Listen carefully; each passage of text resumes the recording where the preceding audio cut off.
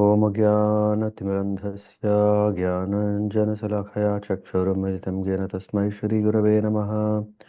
श्रीचैतन्यमनोभीष्टं स्थापितं येन भूतले स्वयं रूपा गदामह्यं ददति स्वपदान्तिकं वन्देऽहं श्रीगुरुश्रीयुतपदकमलान् श्रीगुरून् वैष्णवांश्च श्रीरूपं सागरजातां सहगणरघुनाथान्वितां तं सजीवं साद्वैतं सावधूतं परिजनसहितं कृष्ण चैतन्यदेवं श्रीराधाकृष्णपादान् सहगणललिता श्रीविशाखान्वितांश्च नमां विष्णुपादाय कृष्णपृष्ठाय भूतले श्रीमते भक्तिवेदान्तस्वामिनिति नाम्ने नमस्ते सारस्वती देवे गौरवाणी प्रचारणे निर्विशेषशून्यवादी पाश्चात्यदेशतारणे वञ्चकल्पतरुभ्यश्च कृपा सिन्धुभ्य एव च पतितानां पावनेभ्यो वैष्णवेभ्यो नमो नमः।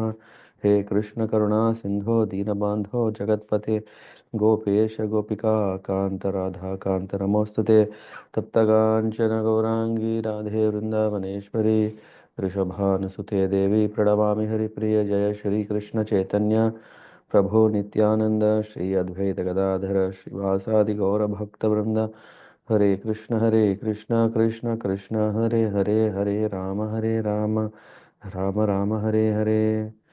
ओम नमो भगवते ओम नमो भगवते वासुदेवाय। ओम नमो भगवते वासुदेवाय। ओम नमो भगवते वासुदेवाय।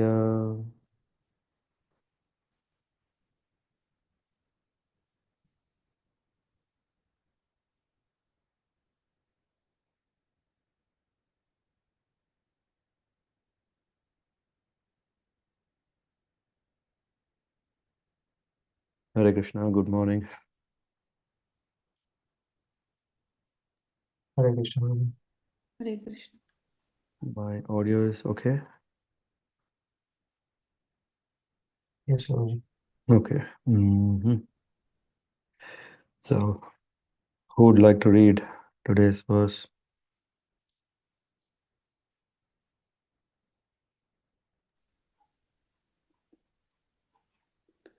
Hare Krishna, Prabhuji. Hare Krishna.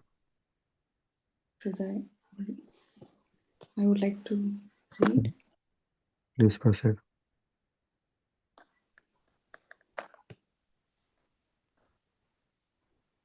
Let me know if you see the screen. Yeah.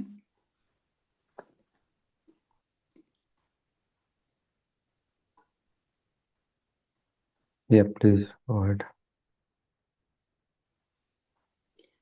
Om Namo Bhagavate Vasudevaya. Om Namo Bhagavate Vasudevaya. Om Namo Bhagavate Vasudevaya. Chapter 5th, Canto 5, Chapter 1, The Activities of Maharaj Priyavrata. Text 1.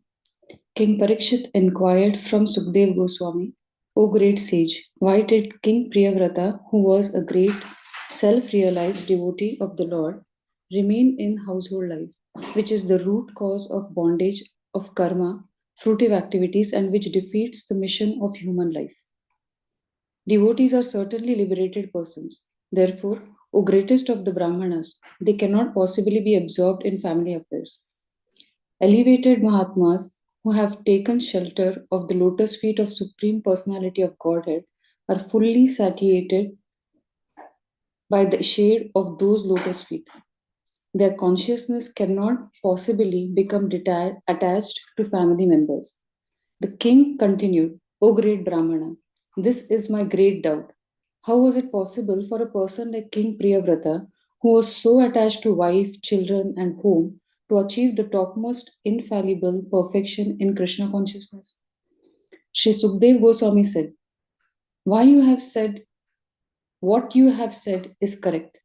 The glories of the Supreme Personality of Godhead, who is praised in eloquent, transcendental verses by such exalted personalities as Brahma, are very pleasing to great devotees and liberated persons.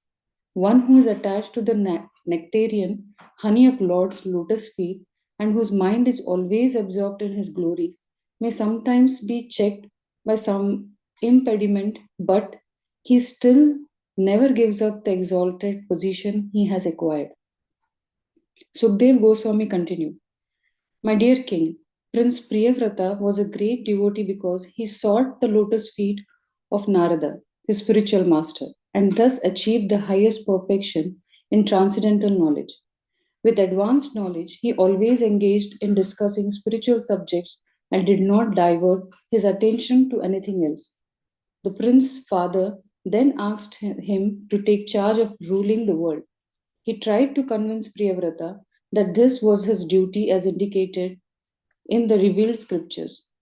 Prince Priyavrata, however, was continuously practicing Bhakti Yoga by constantly remembering the Supreme Personality of Godhead, thus engaging all his senses in the service of the Lord. Therefore, although the order of his father could not be rejected, the prince did not welcome it. Thus, he very conscientiously raised the question of whether he might be diverted from devotional service by accepting the responsibility of ruling over the world. Sri Sukdev Goswami continued, The first created being and most powerful demigod in this universe is Lord Brahma, who is always responsible for developing universal affairs. Born directly from the Supreme Personality of Godhead, he dedicates his activities to the welfare of the entire universe, for he knows the purpose of the universal creation. This supremely powerful Lord Brahma, accompanied by his associates and the personified Vedas, left his own abode in the highest planetary system and descended to the place of Prince Priyavrata's meditation. As Lord Brahma descended on his carrier, the great swan, all the residents of the planets, named Siddhaloka, Gandharvaloka, Sadhyaloka, and Charanaloka, as well as great sages and demigods flying in their different airplanes, assembled within the canopy of the sky to receive Lord Brahma and worship him. As he received respect and adoration from the residents of the various planets, Lord Brahma appeared just like the full moon, surrounded by illuminating stars. Lord Brahma's great swan then arrived at the border of Gandha Madana hill and approached Prince Priyavrata, who was sitting there.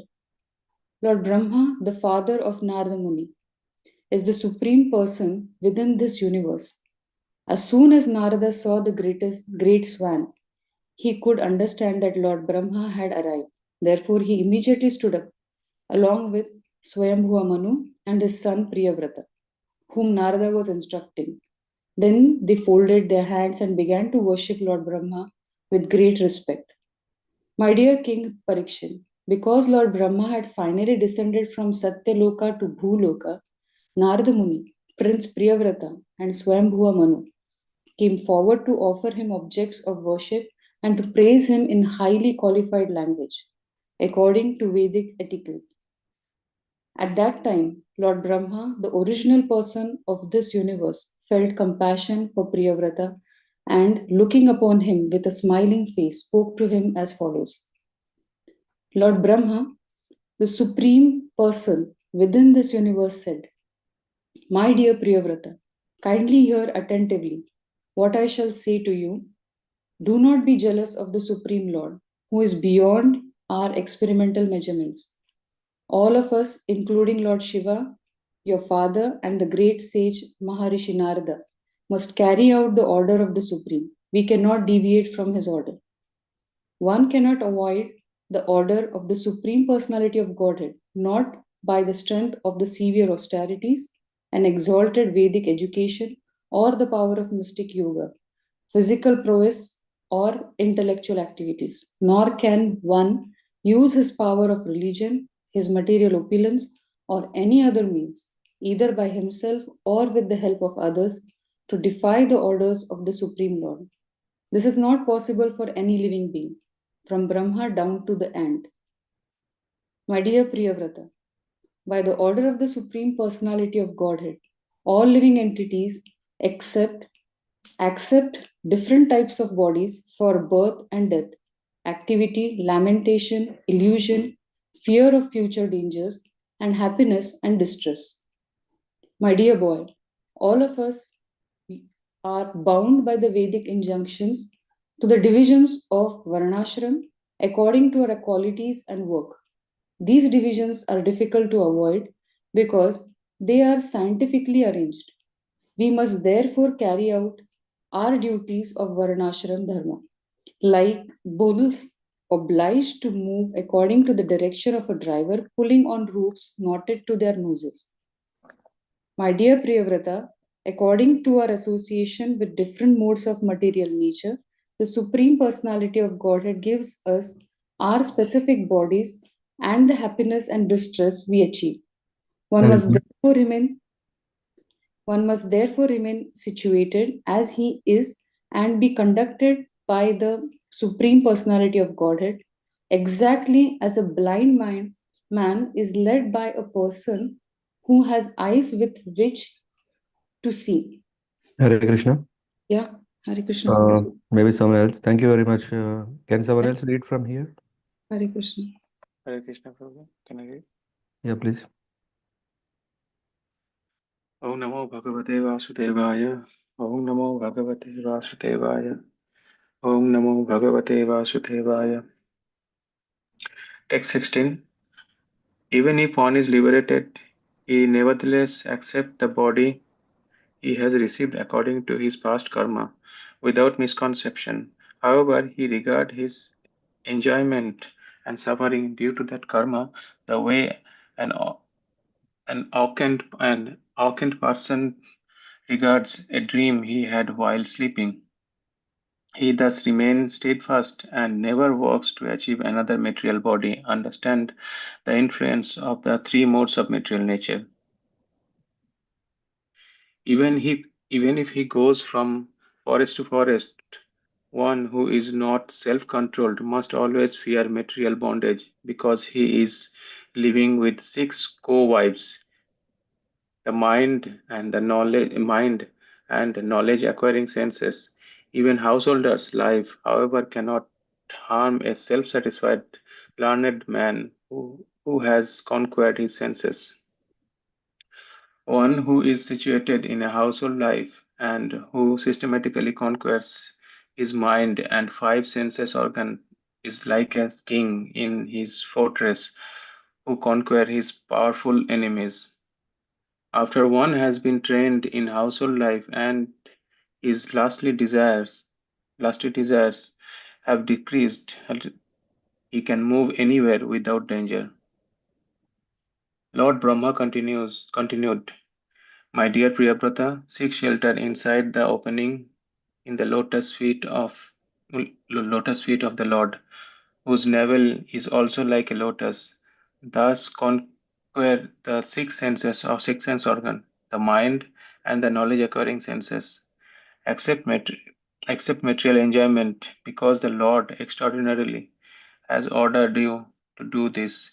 You will thus always be liberated from material association and be able to carry out the Lord's order in your constitutional position. Sri Sukadeva Goswami continued, after thus being fully instructed by Lord Brahma, who is the spiritual master of the three worlds, Priyabrata, his own position being inferior, offered obeisance, accepted the order, and carried it out with great respect. Lord Brahma has then worshipped by Manu, who respectfully satisfied him as well as he could. Priyabrata and Narada also looked upon Brahma with no tinges of resentment.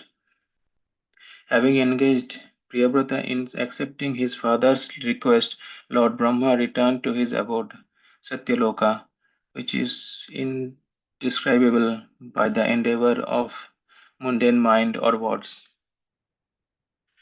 Swayambhuva Manu, with the assistance of Lord Brahma, thus fulfilled his desires. With the permission of great sage Narada, he delivered to his son the governmental responsibility of maintaining and protecting all the planets of the universe. He thus achieved relief from the most dangerous, poisonous ocean of material desire. Following the order of the Supreme Personality of Godhead, Maharaja Priyavrata fully engaged in worldly affairs. Yet he always thought of the lotus feet of the Lord, which are the cause of liberation from all material attachment. Although Priyavrata Maharaj was completely freed from all material contamination, he ruled the material world just to honor the orders of his superiors. Therefore, Maharaja Priyavrata married. Thereafter, Oh, sorry. Thereafter, Maharaja Priyavrata married Varshimati, the daughter of Prajapati, named Vishwakarma. In her, in her he begot 10 sons, equal to him in beauty, character, magnanimity, and other qualities. He also begot a daughter, the youngest of all, named Urjaswati. The 10 sons of Maharaja Priyabrata were named Agnidra, Idmaji- Idmajiva, Idmajiva, Yajnabahu, Mahavira, Hiranyareta, Ghritaprastha, Savana, Medhatithi, Viti,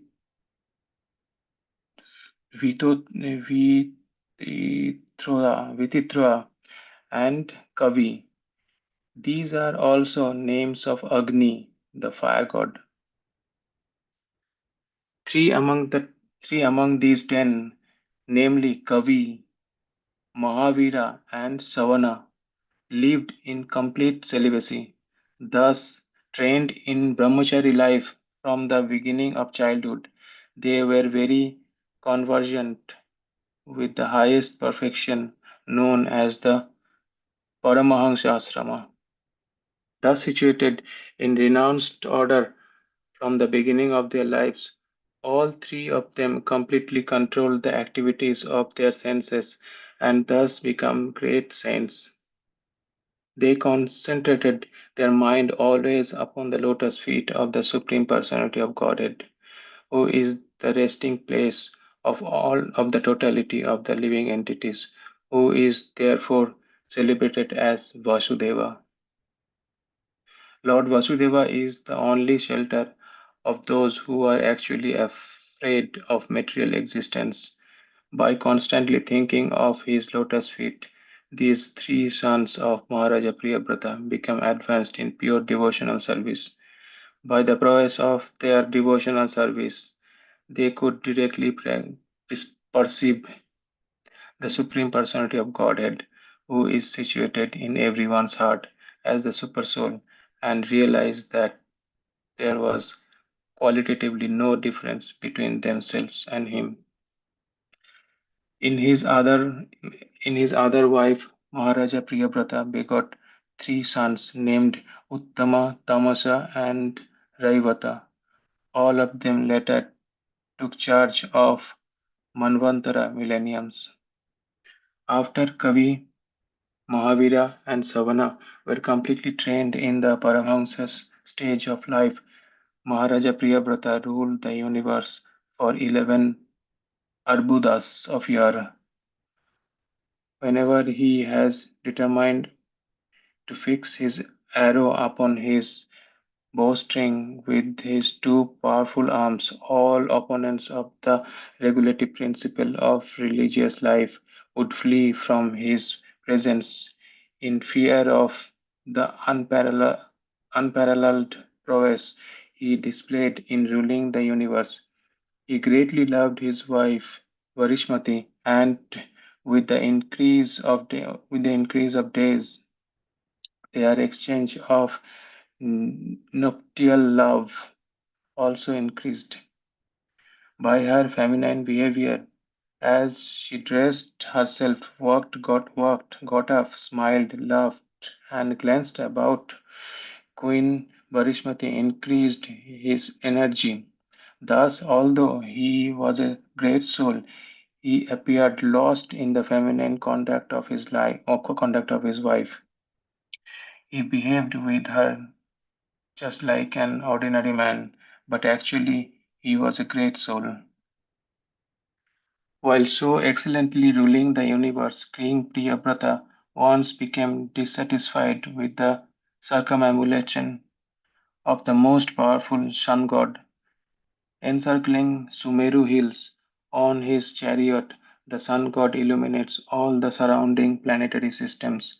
However, when the sun is on the northern side of the hill, the south receives less light, and when the sun is in the south, the north receives less. King Priyabrata disliked this situation and therefore decided to make daylight in the part of the universe where there was night. He followed the orbit of the sun god on a brilliant chariot and thus fulfilled his desire. He could perform such wonderful activities because of the power he had achieved by worshipping the Supreme Personality of Godhead. When Priyabrata drove his chariot behind the sun, the rim of his chariot wheel created impression that later became seven oceans, dividing the planetary system known as Bhumandala into seven islands. The names of the islands are Jambu, Palak, Plaksha, Shalmali, Kusha, Kroncha, Shaka, and Pushkara. Each island is twice as large as one preceding it, and each is surrounded by a liquid substance beyond which is the next island. The seven oceans respectively contain salt water, sugarcane juice, liquor, clarified butter, milk, emulsified yogurt, and sweet drinking water. All the islands are completely surrounded by these oceans, and each ocean is equal in breadth to the island it surrounds. Maharaja Priyabrata, the husband of Queen Varishmati, gave sovereignty over these islands to his respective sons, namely Agnidra, Idmajiva, Yagnavahu, Hiranyareta, Ghritaprastha, Medhatithi, and Vitihotra. Thus they all become king by the order of their father. King Priyabrata then gave his daughter Urjaswati in marriage to Shukracharya, who begot in her a daughter named Devyani. My dear king, a devotee who has taken shelter of the dust from the lotus feet of the Lord can transcend the influence of the six material waves, namely hunger, thirst, lamentation, illusion, old age, and death, and he can conquer the mind and five senses. However, however, this is not very wonderful for a pure devotee of the Lord, because even a person beyond the jurisdiction of the four castes, in the other words, an untouchable, is immediately relieved of bondage to material existence if he utters the holy name of the Lord even once. While enjoying his material opulences with full strength and influence, Maharaja Priyabrata once began to consider that although he had fully surrendered to the great Saint Narada and was actually on the path of Krishna consciousness, he had somehow become again entangled in these material activities. Thus, his mind now became restless and he began to speak in a spirit of renunciation. The king thus began criticizing himself. Alas, how condemned I have how condemned I have become because of my sense gratification. I have now fallen into material enjoyment, which is exactly like a covered well. I have had enough. I am not going to enjoy anymore. Just see how I have become like a dancing monkey. in the hand of my wife. Because of this, I am condemned. By the grace of the Supreme Personality of Godhead, Maharaja Priyabrata reawakened to his senses. He divided all his earthly possessions among his obedient sons. He gave up everything, including his wife, with whom he had enjoyed so much sense gratification, and his great and opulent kingdom, and he completely renounced all attachment. His heart, having been cleansed, became a place of pastimes for the Supreme Personality of Godhead. Thus, he was able to return to the path of Krishna consciousness, spiritual life, and resume the position he had attained by the grace of the great Saint Narada. There are many famous verses regarding Maharaja Priyabrata's activities. To stop the quarreling among different people, Maharaja Priyabrata marked boundaries at rivers and the edges of mountain and forest so that no one would trespass upon another's property. As a great follower of the devotee of sage Narada, Maharaja Priyabrata considered hellish the opulences he had achieved by the dint of fruitive activities and mystic power, whether whether in the lower or heavenly planetary system or in this human society. Hare Krishna, Prabhuji. Hare Krishna. Thank you very much, Parth Prabhu. Hare Krishna. Radhika Mataji, thanks for reading. Maybe short reflections before. I mean, it took half an hour to read through the translations. I beg for your patience. I think we want to cover today this whole chapter so that next week we can cover also his son Agnidra Maharaj, and then we are ready for our Bhagavad Sapta. Any short, quick reflections, Parth Prabhu?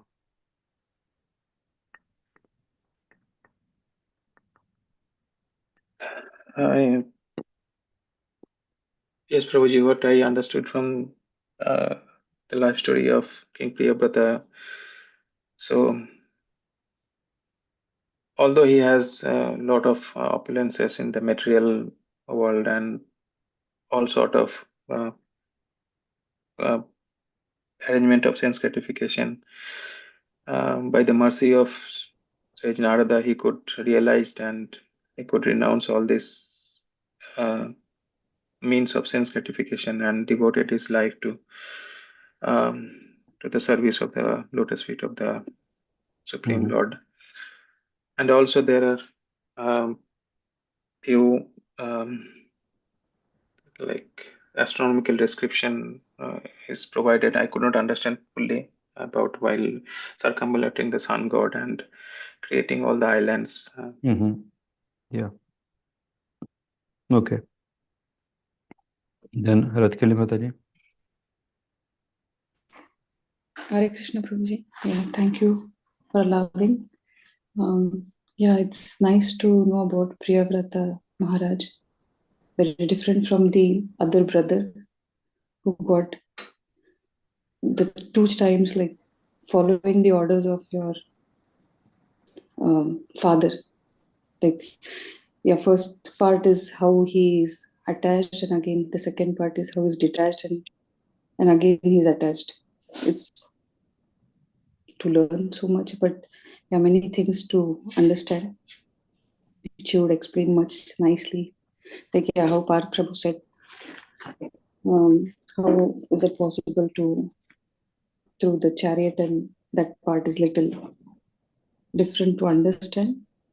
And yeah, it's nice to know about Priyavrata Maharaj. Yeah, let's begin. Yeah, it's very nice.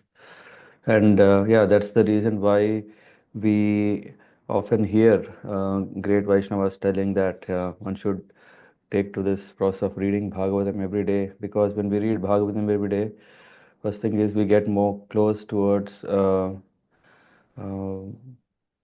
imbibing the qualities of a devotee. And the second thing is also about the information. At the moment, we are trying to send rockets or, all these satellite systems through which we are understanding the universe. But there is quite a huge amount of description. Of course, I mean, at least I will not be able to comprehend because of my limited understanding, knowledge, abilities. But in Śrīmad-Bhāgavatam, 5th canto, chapter 17, yeah, there is a description about what is a Jambu Dvipa and what are the other Dvipas that Parth Prabhu was reading. Rather, I uh, read through those chapters. I think I encourage everyone who are interested to definitely go through that, because we have to understand the importance of Bhagavatam, the purpose of Bhagavatam, as Sukadev Goswami says in the second canto. He is mentioning the importance of Bhagavatam, the position of Bhagavatam is Atra Sarga Visargascha Sthanam Poshanam Utaya. Manvantareshanukatha. Then comes Nirodha Muktir, and then finally Ashraya. So these are the 10 subjects that are discussed in Srimad Bhagavatam. And the 10th canto is considered the Saman Bonam, where we see all the appearance and pastimes of Lord Krishna exclusively in the 10th canto.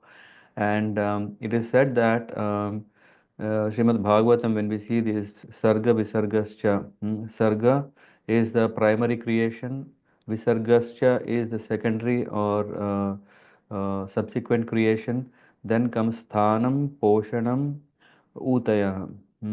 So it is considered Srimad Bhagavatam Canto 1 and 2 are like the lotus feet of Krishna, mm,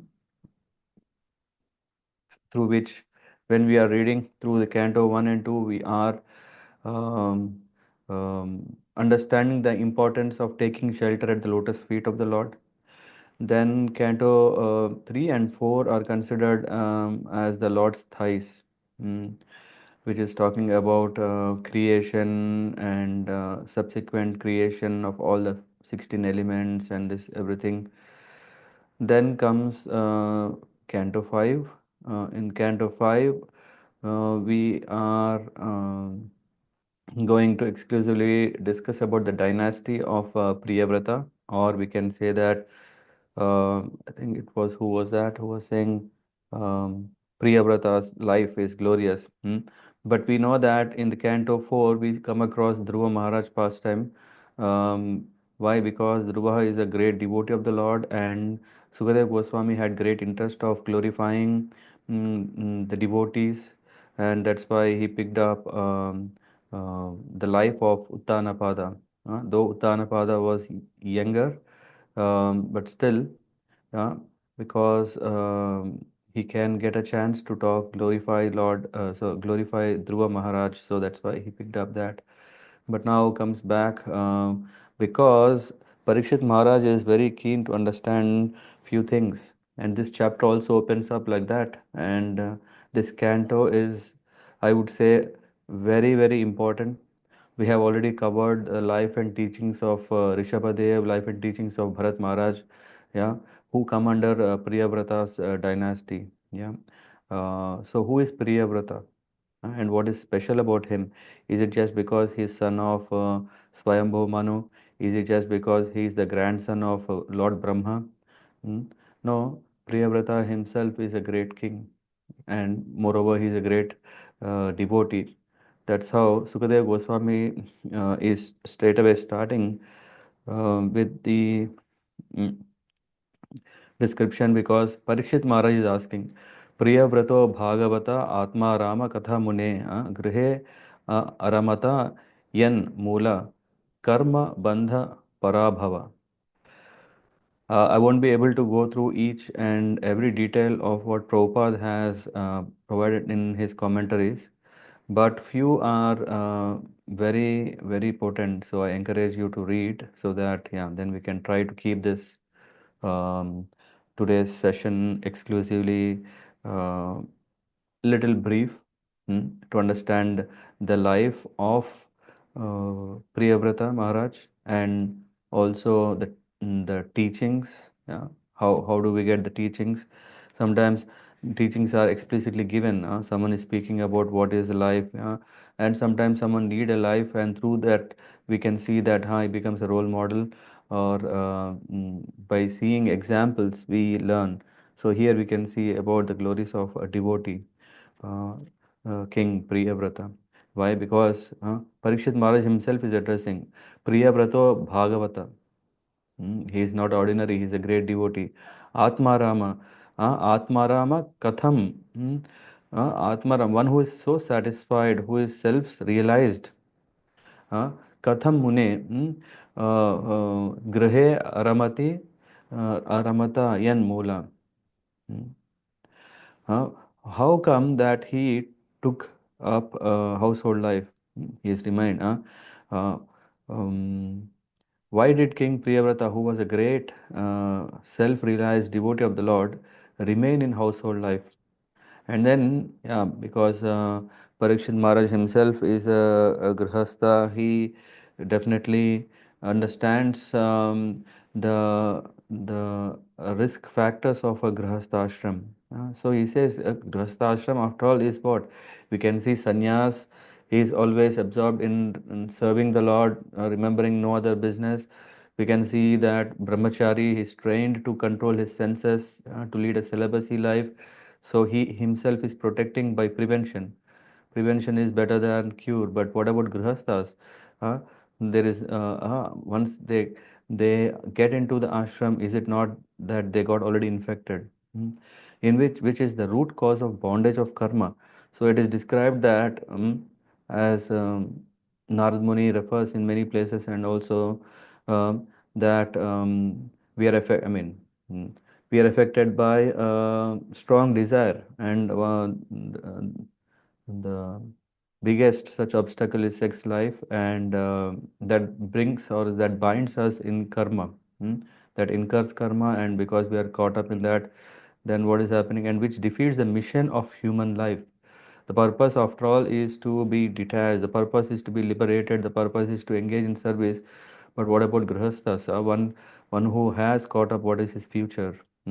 And Priyavrata, he is a devotee. After all, after knowing all this is Maya, how come that king is again taking up the getting into household business? Is it not so risky? So this is a surprising question that Parikshit Maharaj is asking, and in the purport, very briefly, Prabhupada mentions about the four orders of life, and what is the uh, what who was Priyavrata initially? He was Naishtika Brahmachari. Naishtika Brahmachari means one, a brahmachari must execute austerities and refrain from sex indulgence. Therefore, if one is completely trained in the principles of brahmacharya, he generally does not enter into household life. He is then called a Naishtika Brahmachari, which indicates total celibacy. So, Priyavrata, although trained in the principles of Naishtika Brahmacharya, entered household life. That's why Parikshit Maharaj wanted to know. uh, it's not like, okay, it's more about Dhruva Maharaj, it's about Uttanapad, it's a nice story where there is so much family drama going on. That's why, no, Parikshit Maharaj wanted to understand that a devotee life is very, very enlightening just by knowing. The word Bhagavata, Atma, Rama are very significant in this verse. If one is self-realized as his Supreme Lord, he is called Bhagavata Atma Rama. And anyway, so न नूनं मुक्तसङ्गानां तादृशानां द्विजार्षभः गृहेष्व अभिनिवेशो यं पुंसां भवितुम् अर्हति. This is very nice. Devotees are certainly liberated persons. Therefore, Parikshit Maharaj is saying, oh, Sukadev Goswami, best of the Brahmana, They cannot possibly be absorbed in family affairs, isn't it?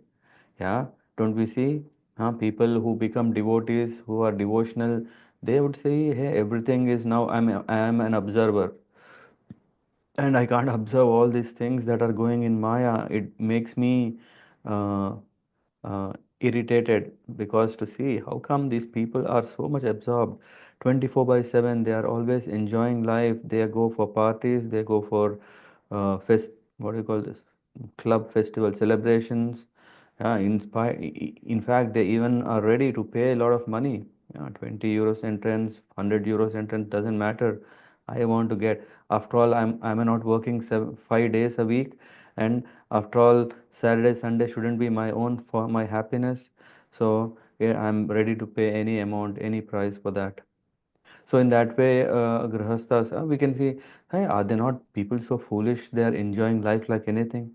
And devotees are certainly liberated persons. Here it is said, Mukta Sanganam. He is free from attachment, a devotee. Hmm, hmm. And uh, but uh, they cannot possibly absorb in family affairs. Come on, a devotee and getting into family life. First choice is, if we ask any person, usually they will not have a desire of entangling or getting caught up in married life. They would always say, hey, I want to be independent, I want to be free, I have a complete control of my own life. But in effect, what is happening is one also have to have certain strengths or qualities. And here Priyavrata Maharaj, he had complete, he is a devotee, he is self-satisfied, self-realized, not only satisfied. We might be self-satisfied with, okay, because I know that married life can be quite painful, can be quite um, challenging. I have already understood. No, Priyavrata Maharaj is that he is self-realized. He understands what is the best thing to do, which is to engage in the service of the Lord. In Bhakti Rasamrita Sindhu, it is said that by executing devotional service to the Lord, one can understand the transcendental position of the living entity, living being, and the Lord. Hmm. So, yeah, quite often Prabhupada quotes this Bhaktyama Abhijanati. Simply by discharging devotional service, one can understand me. Thus, for a bhakta to become attached to family affairs is impossible, isn't it? Yeah, that is also a fact. Even in the case of Priyavrat Maharaj, also, it's a fact. Why? A devotee is a devotee. Even if he is a brahmachari, whether he is a grihastha, whether he is in vanaprastha ashram, or whether he becomes sannyas, a devotee is devotee. Everyone is searching for, after ananda or bliss, but in the material world, there can never be any bliss. It is only possible in devotional service. Therefore, Maharaj Parikshit was somewhat surprised to hear that Maharaj Priyavrata was simultaneously attached to devotional service and to family life. How is that possible? I don't know. Whose question was that? Ram Raghav Prabhu? Yeah? Yeah. Was it not your question? Or in similar lines? Yeah. After the Chitraketu's yeah, Bhagavad Sapta, uh, how to deal? Is it that we should have affection with our kids or not? Hmm. Yes, Prabhuji. Huh?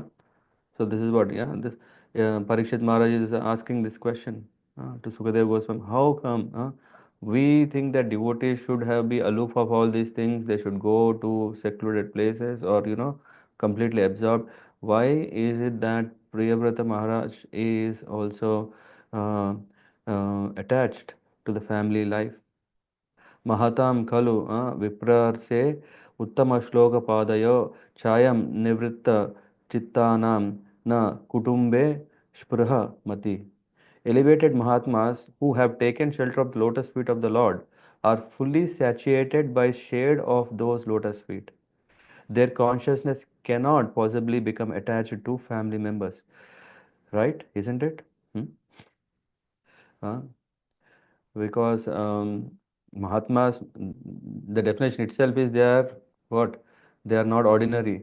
They are great, and not great in terms of how patriotically we have freed our nation, freed our community, uh, No, yeah, one can get Nobel Prize for whatever, but yeah, once one gets a position, we know what can happen. No, we cannot call them Mahatmas. Mahatmas means what here we see. Mahatma means a great Mahatma. Khalu, Khalu Viprarshe. He should be, yeah, at least a Brahmana. A great sage among the Brahmanas. Elevated Mahatmas who have taken shelter at the lotus feet of the Lord are fully satiated by the shade of those lotus feet. They are called Mahatmas. Mahatma means he understands that I have no other shelter but the lotus feet of the Lord. And he is convinced that by taking shelter of the lotus feet of the Lord, any pain is still pleasure. Sri Narottam Das Thakur has sung Nitaya Padakamala Koti Chandra Shushitala Ye Chayaya Jagat Judaya. He describes the shade of the lotus feet of Lord Nityananda as being so nice and cooling that all materialists who are always in blazing fire of material activities may come under the shade of his lotus feet and be fully relieved and satiated. This saturation is very important. Yeah? People, if we ask what is goal of your life, they say happiness, they say satisfaction.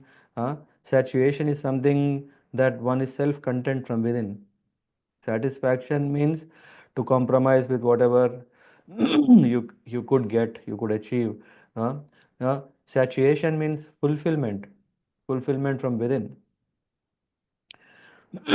So, संशयोऽयं महान् ब्रह्मन् दारागार सुतादीर्षो शक्तस्य यत् सिद्धिर्भूत कृष्णे च मतिर Achyut. Parikshit Maharaj is saying, "O great Brahman, this is my doubt. How was it possible for a person like King Priyavrata, who was so attached to wife, children, and home, to achieve the topmost infallible perfection in Krishna consciousness?" This is our sheltering verse. If someone is in Grihastha ashram, we may be still proud uh, uh, to we can still be proud to be a devotee of the Lord, so that by becoming the devotee of the Lord, we can actually get perfection, like in the case of Maharaj Priyavrata. Yeah, this is what is happening. Even Prahlad Maharaj is saying, Matirna Krishna Paratara Svatova Mito Bhi Padyeta Griha Vratanam. One who gets into Griha Vrata, not Drida Vrata, Griha Vrata. One who has taken a vow to execute family duties has no chance to become Krishna conscious. This is what even a devotee is saying, Prahlad Maharaj is saying. This is because most Griha Vratas are guided by sense gratification, and therefore gradually glide down to the darkest regions of material existence. Andanta Gobir Vishatam Tamishram. Prahlad Maharaj is saying this household life is like a Andanta, no end, Gobir, a well, Vishatam Tamishram, full darkness. Isn't it? Yeah. We may see so many lights in the daytime. We may see so many sparkling stars and sun, moon, whatever. All we can see everything. But yeah, we are in the darkest region of material existence. And how can they possibly become perfect in Krishna consciousness? Uh, Prahlad Maharaj is saying that Prahlad Maharaj is saying to such person who is in this situation, what is that?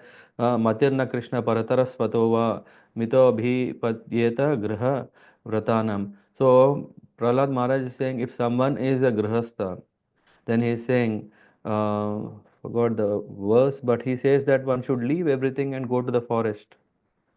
Vanam Rajet, he says, and in the commentary we see not that we give up all our responsibilities and run to the forest. Where is the forest? Which kind of forest we can take shelter? It is said Vrindavana. One takes shelter. But should we give up all the responsibilities? Prahlad Maharaj is saying, he is saying that one should give up the household life. One should not become a Griha Vrata. One should be a Dhrida Vrata. Dhrida Vrata means one who is fixed. and not fixed in sense enjoyment. That is not the object, but Dhrida Vrata is Narayana Para, one who is completely accepted the Lord in his heart.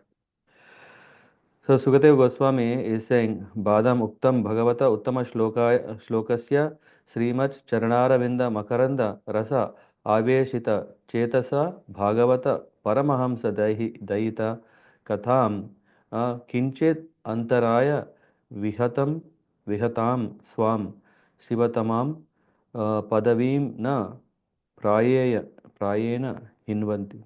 He's saying, you have said is what you have said is correct. What you have said is correct.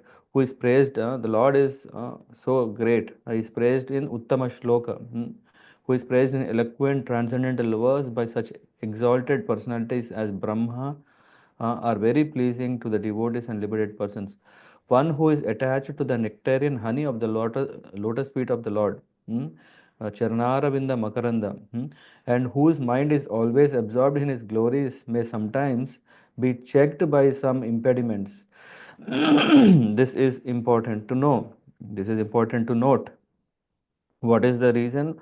What is the obstacles? Here he says that one who is attached to the nectarian honey of the Lord's lotus feet and whose mind is always absorbed in his glories.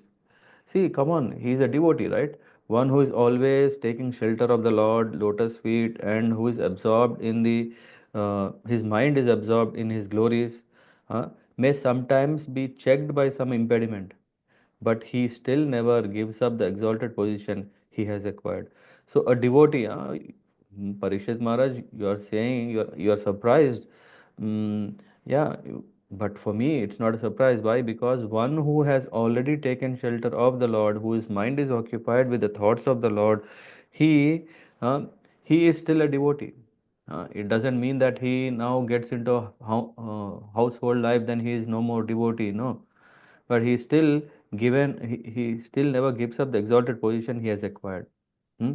Sukadeva Goswami accepted both of King's propositions that a person who is advanced in Krishna consciousness cannot embrace material life again, and that one who has embraced material life cannot take up Krishna consciousness at any stage of his existence.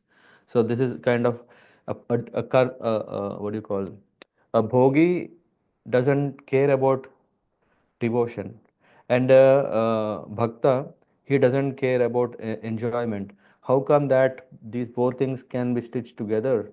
It's not possible. Although accepting both these statements, Sukadeva Goswami qualified them by saying that a person who has once absorbed his mind in glories of the Lord may sometimes by influence of impediments, but he still does not give up his exalted devotional position. This is very, very important. According to Srila Vishwanath Chakravarti Thakur, there are two kinds of impairments. Here there is this, the first is offense at the lotus feet of the Lord, Vaishnava Aparad, which is described like a mad elephant offense. When a mad elephant enters a beautiful garden, what happens? It destroys everything, leaving a barren field. Similarly, the power of Vaishnava Aparad is so great that even an advanced devotee becomes almost devoid of his spiritual assets if he commits it. So one should be very, very careful not to commit Vaishnava Aparad. One may still see, hey, why is it there people are Hare Krishna, so why are they saying Vaishnava Aparad? Why not everyone? Yeah, yeah, let's respect everyone, no problem, but yeah, be very, very careful. It's just like, why not all animals? Yeah, we have so many animals which are sattvic animals, which are rajasic, which are tamasic. Yeah, huh? We should be very careful with rajasic animals. We don't just say, hey, all animals are same. I'm very, what do you call this? Ratikali Mataji, I'm very pet lover. What is it? I love animals. So yeah, but it's very dangerous. At least with Rajasic. And Sattvic, we should be very, very careful also because, yeah, they are very dear to the Lord. Cow, Namo Brahmanya Devaya, Go Brahmana Hitaya Cha, Jagadhitaya Krishnaya, Govindaya Namo Namaha. For that matter, cow and Brahmanas are very dear to the Lord. So we should also be very careful with cow, how we deal with cows. So Vaishnavas, yeah, thus Vaishnava aparadha is one kind of impediment to devotional service. Sometimes, however, the Supreme Lord desire desires to impede one's devotional service. Uh, the reason Vaishnava aparadha is very simple, very easy to understand. If one is not honoring amanina manadena kirtaniya sadahari, uh, if one is not giving respect, he's always just expecting respect. In that business, he might commit offenses. That is Vaishnava aparad. And the other kind of aparad, sorry, I'm sorry. Before going there, Prabhupada provides that there can also be other reasons. A great devotee, why does he behave different? Why does he act differently? It is also possible that, for example, Hiranyakashyap and Hiranyaksha were formerly Jaya and Vijaya, the gatekeepers. Hmm? But by the desire of the Lord, they became his enemies for 3 lives. Thus, the desire of the Lord is another kind of impediment. Hmm? Another kind of impediment is the devotees can happily engage in service in the Vaikuntha planet or wherever the Lord is residing, and whatever services that they can render, they can always be. Here we are challenged by 24 hours. They are in a realm where there is no time, or the influence of time is not like here, not like conditioning. The time is only facilitating the devotees to render service to the Lord. So but still we can see, hey, some don't we have this $1 million or $10 million or $100 million question? What is that? Why did we come down? After all, we should be in the spiritual world, isn't it? Yeah. uh, if we were the associates of the Lord desires to send. Do we go against his will? This chapter also helps us what should be the mood. Here we can see Jaya Vijaya, who are the devotees of the Lord. Uh, from externally, superficially, we can see they were cursed. Yeah, but who can curse a devotee? Hmm. Uh, if the Lord will is there, then only it can happen, and that curse is also a blessing, so that they can engage in the service of the Lord. So in but the desire of the Lord, they became his enemies for 3 lives. Thus, the desire of the Lord is another kind of impediment. But in both cases, the pure devotee, once advanced in Krishna consciousness, cannot be lost. If Lord wants me to be his enemy, yeah, he does the best of best enemy. We can see how Hiranyakashipu was trembling the universe, how Hiranyaksha was digging deep to imbalance the earth.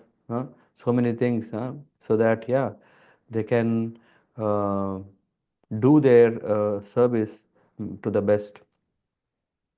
Following the orders of his superiors, Swayambhuva, Manu, and Lord Brahma, Priyavrata accepted family life. But this does not mean he lost his position in devotional service. Uh, so this is what Krishna also says in Bhagavad Gita. Kaunteya pratijani pratijanihi name bhakta pranashyati. Once one has taken shelter at the lotus feet of the Lord, he cannot be lost. Hmm.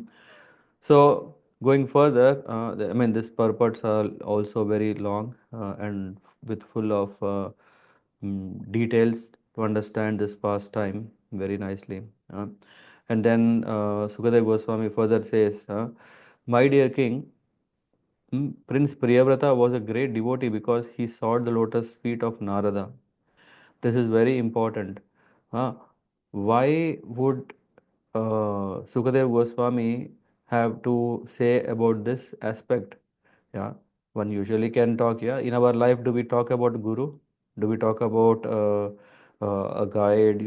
No, we usually talk about God and maybe family, maybe parents. Yeah, but here Sukadev Goswami is highlighting that, hey, Priyavrata is not ordinary. He's a great king, but not only great king, he's a great devotee, that he has such a great spiritual master Narada Muni, and thus achieved the highest perfection in transcendental knowledge.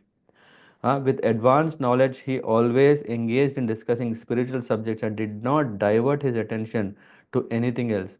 See, here we have a very perfect student and perfect teacher combination. Means the student is also very eager to attain the best mark.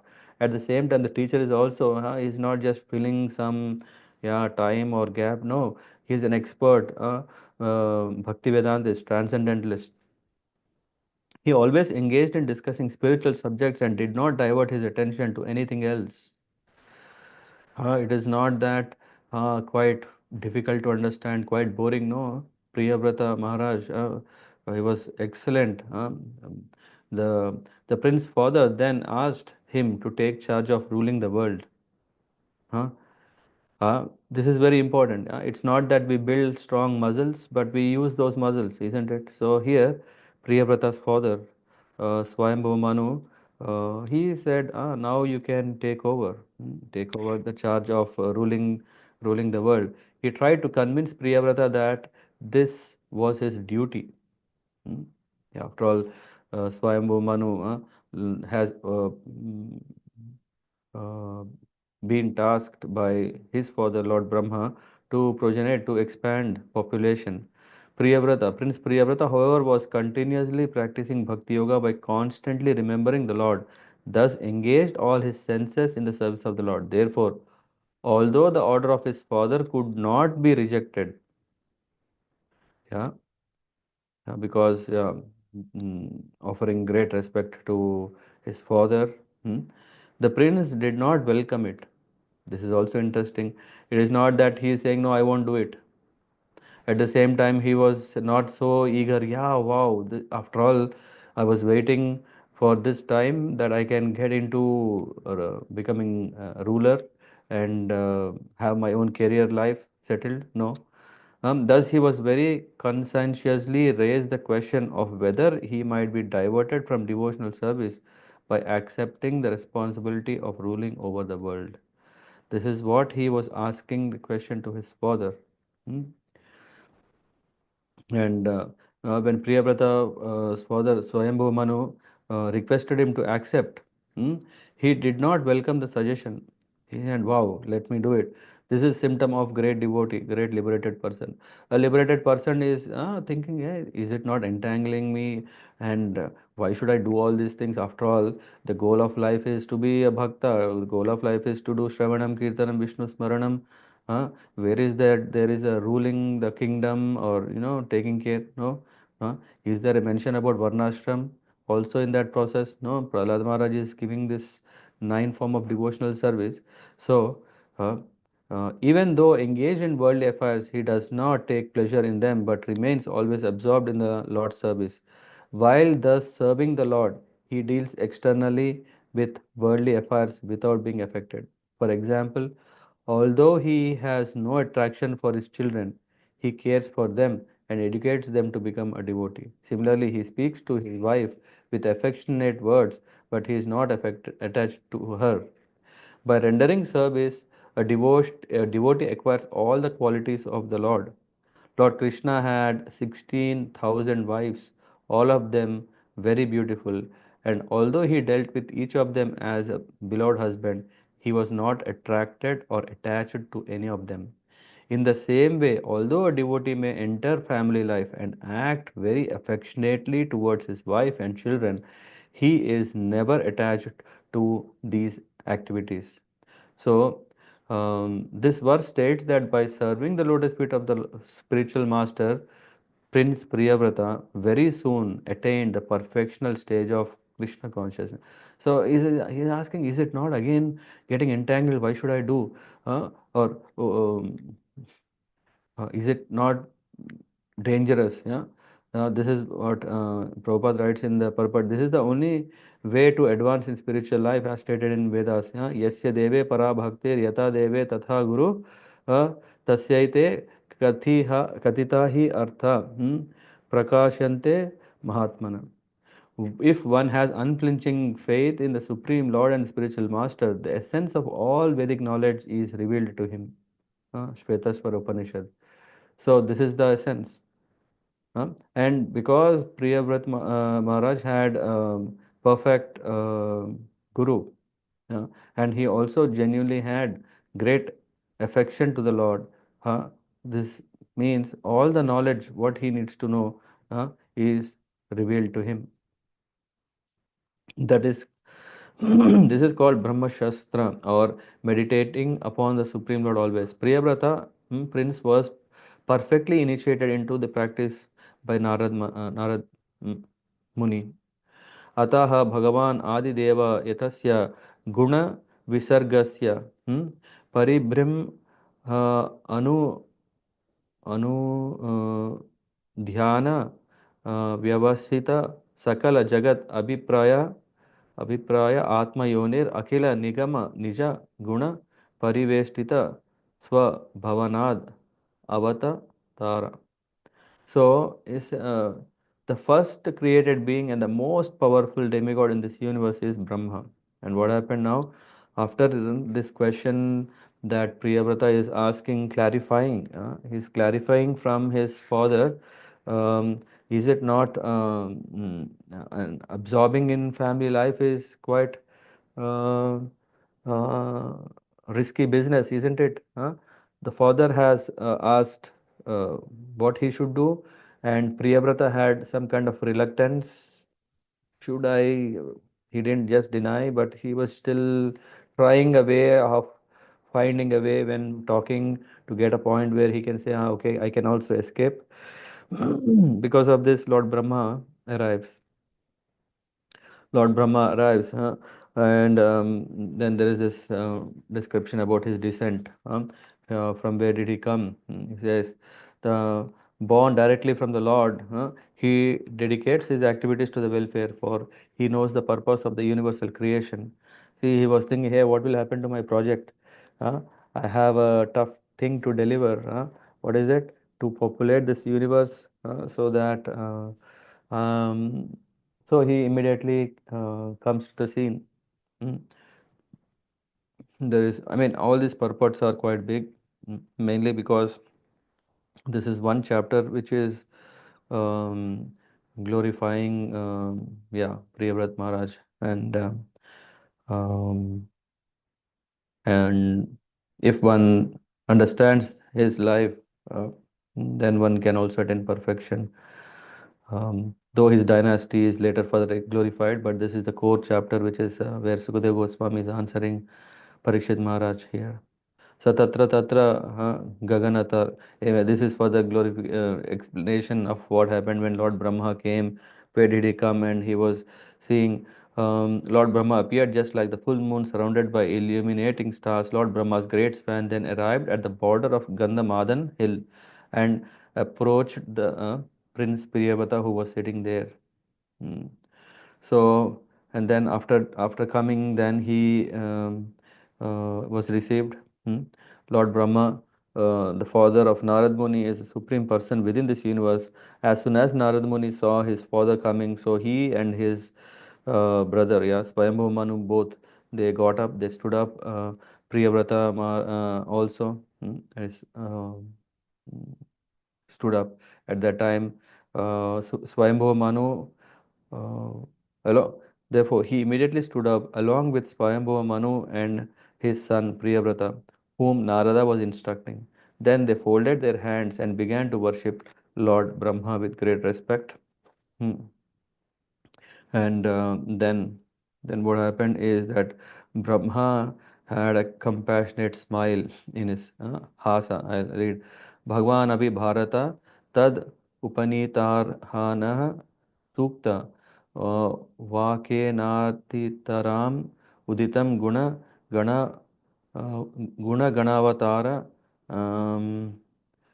तं सदय हासावलोक इति होवाच. Hasa, Hasa is a smile, and then he is using the smile. Avaloka, Avaloka itiha uvacha.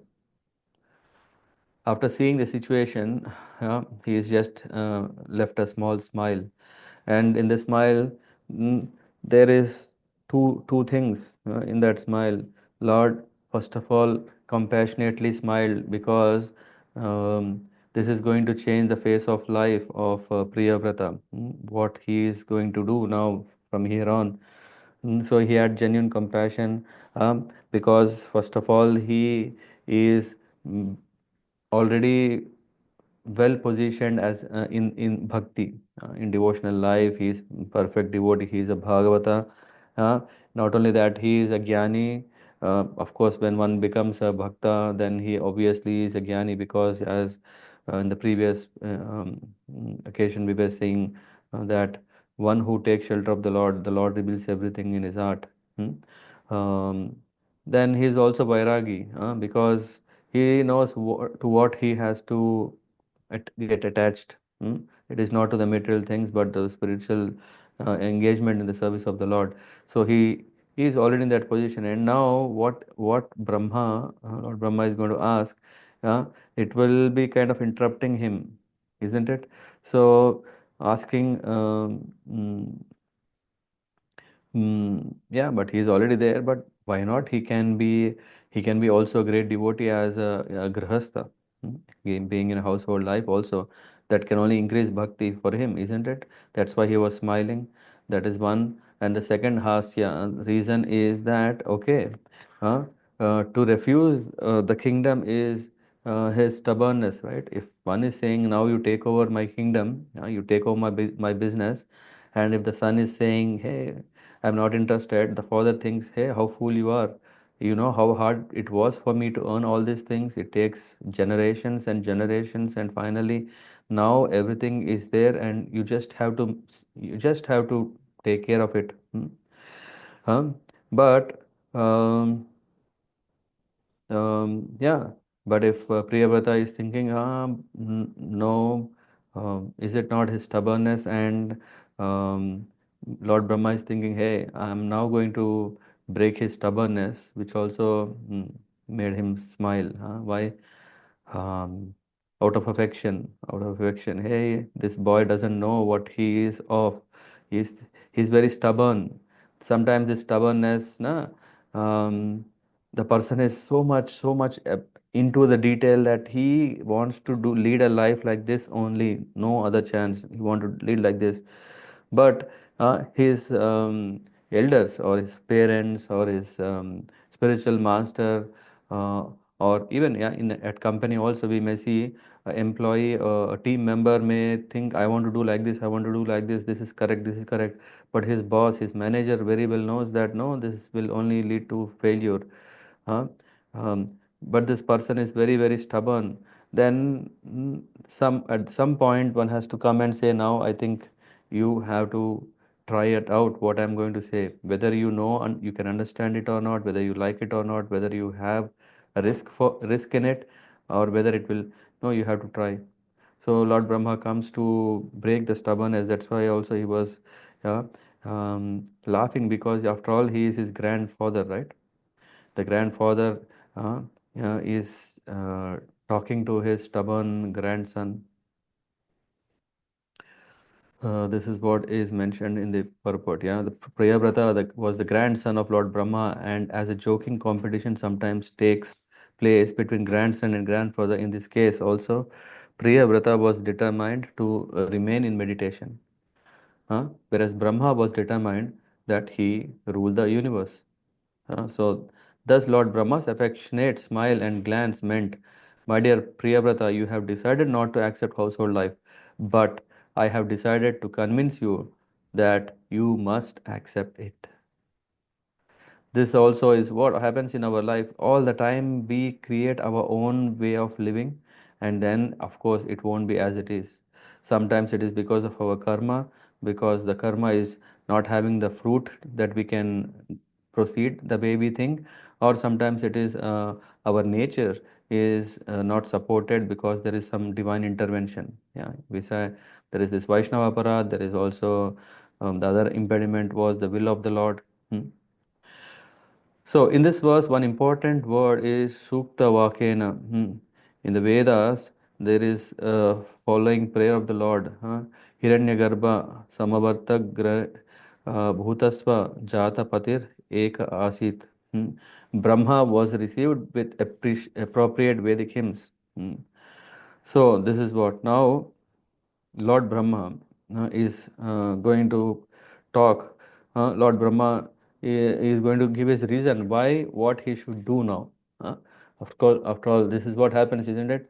Who will listen to the father? Sometimes we don't like to listen to father because we think that father doesn't know, or father is very very passionate, or father, and then the grandfather comes into picture to say, because he has good terms, yeah, usually, and the grandfather is going to speak, no no beta, even, yeah, you, why don't you listen to your father? And here Lord Brahma is coming, he's saying, first thing he's saying, kindly hear attentively what I shall say to you. Means the words of Lord Brahma is going to be very, very important. He's saying, just first listen. Do not be jealous of the Supreme Lord, who is beyond our experimental measurements. All of us, including Lord Shiva, your father, and great sage Maharshi Narada, must carry out the order of the Supreme. We cannot deviate from his order. What does this mean for us?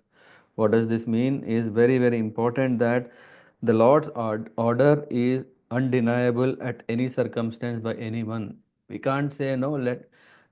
If I am going to not appreciate what is coming in my life, and if I want to create my own future, uh, we may think, yeah, this is the perfect plan. This is perfect. I have to do like this so that I can become perfect devotee. Perfection is my, uh, I have decided, I have resolved it, I have made everything in that way that my life will become like this.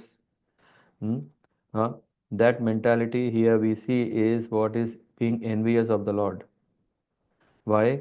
What does it mean to be envious of the Lord? Is that we see the Lord is supreme controller, but no, I want to control my life. I want. Hmm? A devotee never envies the Lord. What does that mean? Is a devotee is always subordinate to the Lord's um, mm, message. Hmm? We understand. That's why we say, if Lord wills. Of course, I may have wonderful plans. I may have wonderful plans. Yeah, I will. But if Lord wills, that means that I understand that after all, I am just thinking big, big. I am thinking so many things. But if the Lord wills, matches with what I'm thinking, may that happen. We don't want to danger our own self by having our own concocted thoughts, our own concocted plans. No, we want to just plan definitely with our intelligence. After all, otherwise people will laugh. Hey, why are you so foolish? Why are you so fanatic?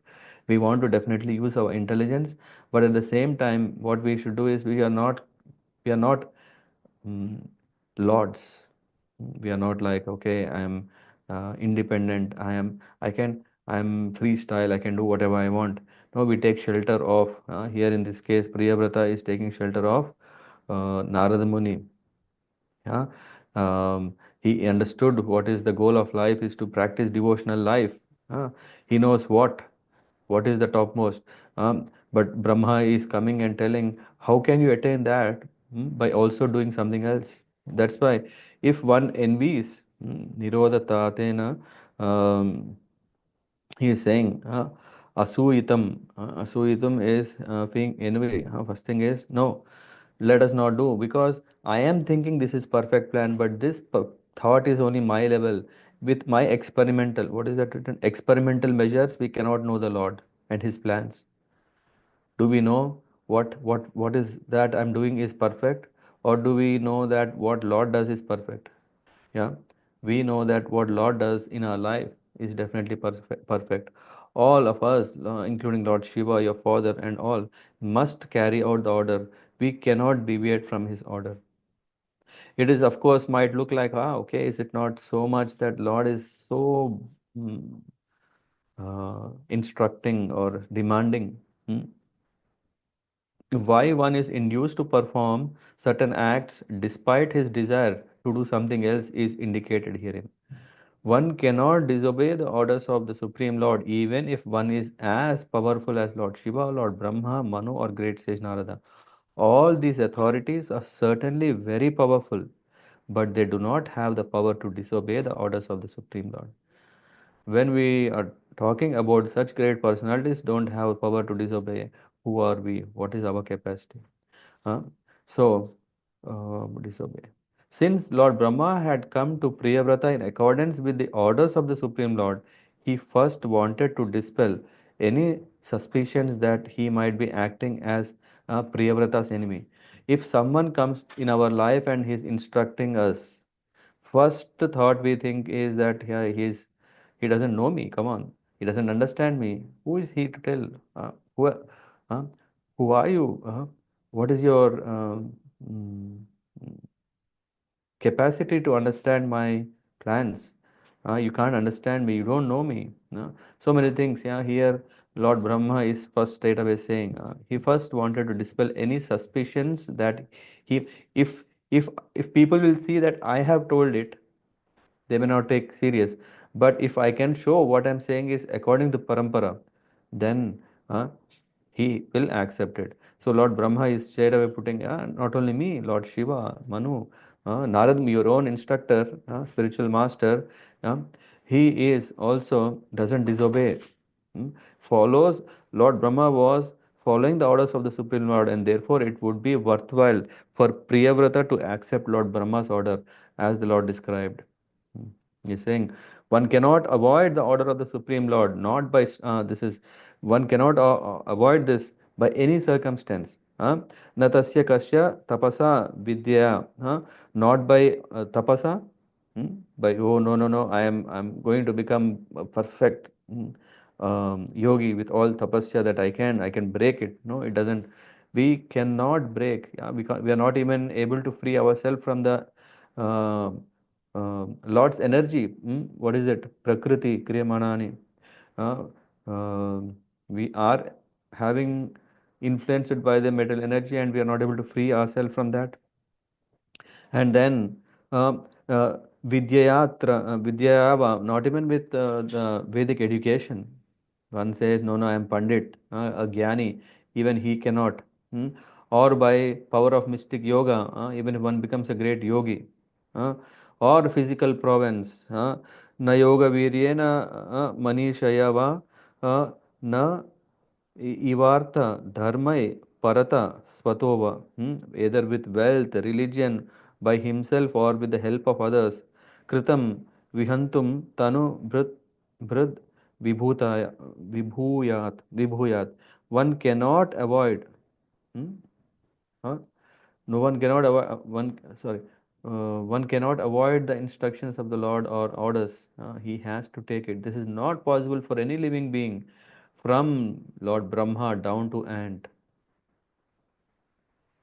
So this is what Lord Brahma is saying. Hey, take it that everyone obeys. It doesn't matter if one is super educated, super rich, super strong. All this doesn't matter. Bhavaya nashaya cha karma kartum shokaya mohaya sada bhayaya. He's saying, my dear Priyavrata, by the order of the Supreme Lord, all living entities accept different types of bodies for birth and death. According to what? Shokaya, Mohaya, Sada, Bhayaya. Out of activity, lamentation, illusion, fear of future dangers, and happiness. Sukhaya, Dukhaya, cha Deha Yogam. One takes to this Deha, body, based on this. Every living entity who has come to this material world has come here for material enjoyment, but according to his own karma, he must accept a certain type of body given to him by material nature. Prakriti kriyamanani gunakarma gunai karmani sarvashaha ahankara vimudatma kartaham iti manyate. But after getting this body, the being is thinking, hey, I am the doer, I am the doer. This is what is envying the Lord. So he says, my dear boy, all of us are bound by the Vedic injunctions to the divisions of Varnashram. This is very, very important to be noted. It is, uh, I'll just see. Yad vachitatyam gunakarma dama vihi. Dama means rope, gunakarma. We are tied up by the rope. We don't have this freedom until we are left out free. It's not that we just cut it and we think that we can get it freedom. No, it's not possible. So, in this verse, the words Tantryam Gunakarma Damabihi are very important. We each get a body according to our association with the gunas, the qualities of nature, and we act accordingly. Hmm. So, as stated in Bhagavad Gita, the four orders of social system, Brahmana, Kshatriya, Vaishya, Shudra, are arranged according to guna and karma. There is some controversy about this, however, because some say that since one receives a body according to guna and karma of his past life, it is one's birth that determines his social status, isn't it? After all, right? Uh, because one is getting a son of a Brahmana, is becoming son of a Brahmana means uh, he is qualified. That's why he is becoming son of a Brahman. What is the qualification? His Brahman quality. That's how we see. No, others say, however, that one's birth according to guna and karma of his past life is not essential consideration, since one can change his guna and karma even in this life. Thus, they say that the four divisions of social order should be arranged according to guna and karma of this life. This version is confirmed in Śrīmad-Bhāgavatam by Narad Muni. What is it? That it is not that one is by default taking it up from past life. Yeah, genuinely he may be a Brahmana, but he has to also lead a Brahman life in this life. hmm, uh, so when he gets this opportunity, he should also prove himself by leading um, demonstrating that qualities. And while instructing Maharaj Yudhishthir about the symptoms of guna and karma, Narad Muni said that these symptoms must govern the divisions of society. In other words, if one is born in the family of Brahmana, has the symptoms of a Shudra, he should be designated as Shudra. Similarly, if Shudra has Brahmanical qualities, he should be designated as Brahmana. Anyway, that purport is talking about that subject. And so here, mm, Lord Brahma is telling, oh boy, please accept. What you should accept? You should accept with faith what Lord gives you. Isha Bishritam, he avarudha mahe anga.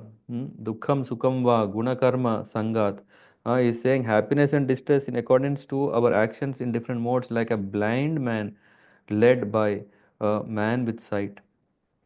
Uh, who has the sight? Lord has the sight. We may not.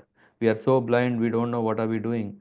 So we should be just accepting the hand of the Lord. Whatever instructions, whatever the system is there, we have to be part of that authentic system and follow. One must therefore remain situated as he is and be conducted by the Lord. Exactly, a blind like as a blind man is led by a person who has eyes with which to see.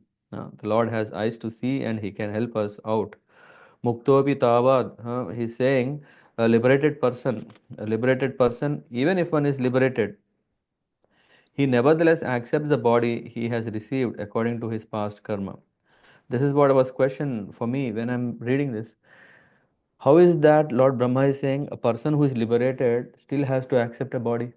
Huh? This question can also be like, hey, I have become a devotee. Why should I get into all this household life, family, and all these things? Why should I do that? Hmm? Without misconceptions, however, he regards his enjoyment and suffering due to that karma the way an awakened person regards a dream he has while sleeping.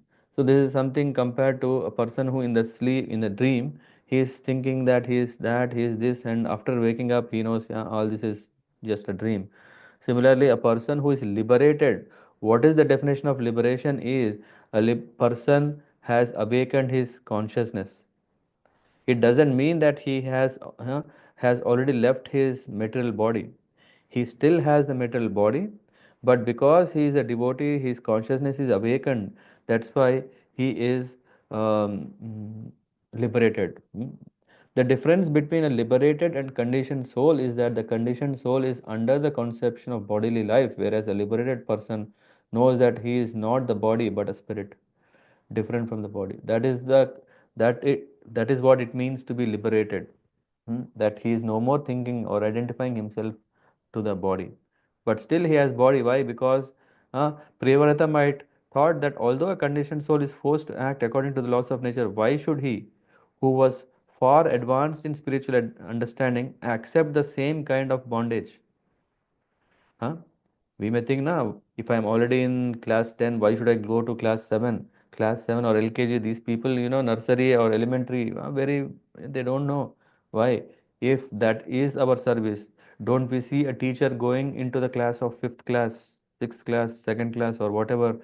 They are also teaching. It's not that they going into that classroom makes them a student. They have learned whatever they have learned, and they are dealing their life accordingly as a teacher. Huh? So, oh my God, we are still in 17th verse. Hmm. Yeah, but I'll still try to go a little fast because other verses are just like how, what happened, how did he expand his vision. So it is said that even a liberated person accepts the body he has received according to his past karma. So so Priyavata may say, household life is very harmful, isn't it? No? All of us, we don't have any second thought. Bhayam, we have this fear. Uh, Even if he goes from the forest, one may think, no, no, no, no, I don't want to get married. No, no, no, no. It's a big, big, dark um, pit or well where there is no end. There is if once I get in, I get lost. Oh, it's quite dangerous. Let me not get into this family life at all. Even if he goes from forest to forest, thinking so, he may think, no, let me go from, no, let me avoid it. Let me get rid of it. No, even if he goes from forest to forest, one who is not self-controlled must always fear material bondage. So just avoiding family life, just avoiding the grahastha um, shelter is very dangerous. Why? Because he may think, no, no, no, I'm just trying to have this independence so that I can do whatever I want. I have the freedom, whatever I want. Now it's quite dangerous. Why? Because we want to avoid one wife, but there are six wives. What are the six wives? He is saying uh, the mind and knowledge acquiring senses. Knowledge acquiring senses are quite dangerous. That's what it means. Gyanendriyas are dangerous. Karmendriyas, yeah, just do what after we have a gyan. So the gyan is not correct, then everything is messed up. So the gyan indriya uh, are very, very important. And if they are not controlled, yeah, even household life, however, cannot harm a self-satisfied, learned man who has acquired his sense, let me repeat again. Even householder life, however, cannot harm a self-realized. So, if one is self-controlled means what? One who has control on this six wives, mind and jnanendriyas, yeah. If he has control on that, means he is self-satisfied. One who is self-satisfied, even if he is in household life, for him, no problem. Learned man who has acquired his senses. So, the learned man who has conquered his senses is self-satisfied. Such a person, if he is in the grihastha ashram, there is no problem. Rather, if one escapes the shelter of grihastha life, then it is more dangerous. This is what he says. Griheva vaneta thake aha gauranga bale dhake. Whether one is situated in the forest or at home, if he is engaged in devotional service of Lord Chaitanya, he is liberated. Narottam Das Thakur song. Here, this is also repeated.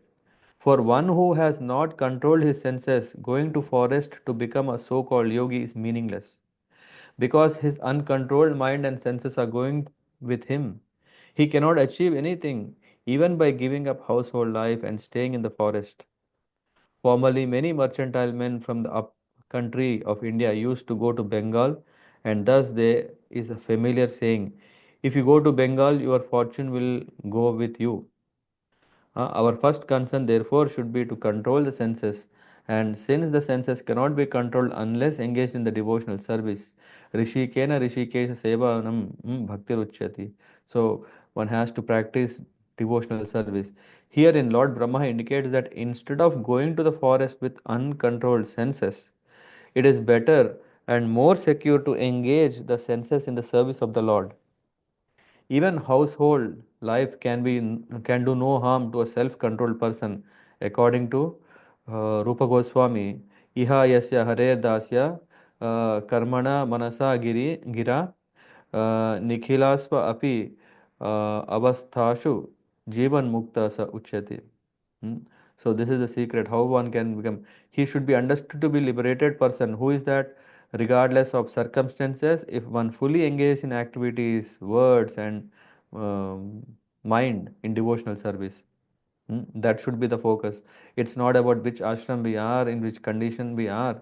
Yasa Sapatnan is saying, one who is situated in household life and who systematically conquers his mind and five sense organs is like a king in his fortress who conquers his powerful enemies. After one has been trained in household life and his lust desires have decreased, he can move anywhere without danger. So, uh, it is not that we take risk, but rather we train ourselves in Grihasthashram. In Grihasthashram, we have many life lessons. We have many life lessons not to be greedy. We have many life lessons that one should not be lusty. We also have so many life lessons in grihastha life, that how to serve everyone, yeah, because grihastha ashram has this facility to earn and also to spend, unlike the other ashrams. So in that way, hmm, the household life. The Vedic system of four varnas and four ashramas is very scientific. Prabhupada writes in the purport. It is scientific and one cannot avoid it. I think the senses are considered very powerful enemies. As a king in a strong, I think next verse will come. Uh, it says, Lord Brahma continued, my dear Priyavrata, seek shelter inside the opening of the lotus of the feet of the Lord. What does that mean? My God. It means very simple. Just like how a bee can take shelter inside the flower. We know what is the honey bee doing? It is extracting the makaranda. It is extracting the honey from the flower.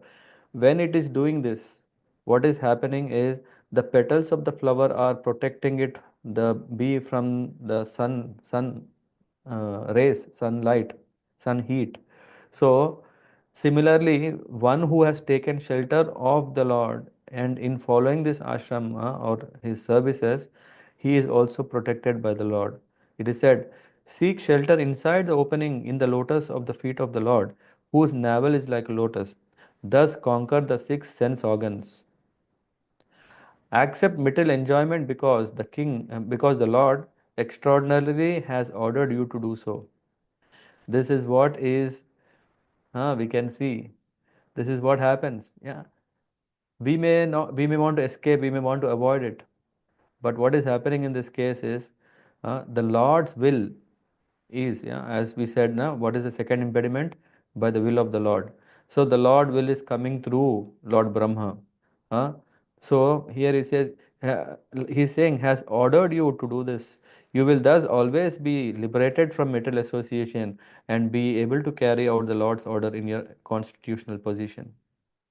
So Sri Sukha Vacha. In this way, after thus being fully instructed by Lord Brahma, who is the spiritual master of three worlds, Priyavrata, his own position being inferior, offered obeisances, accepted the order, and carried it out with great respect.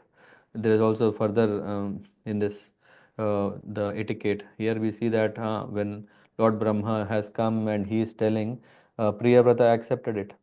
We may see that in the same assembly there is Narad Muni, in the same assembly there is Swayambhuva Manu, both are Mahajans, and in this same place Lord Brahma is there.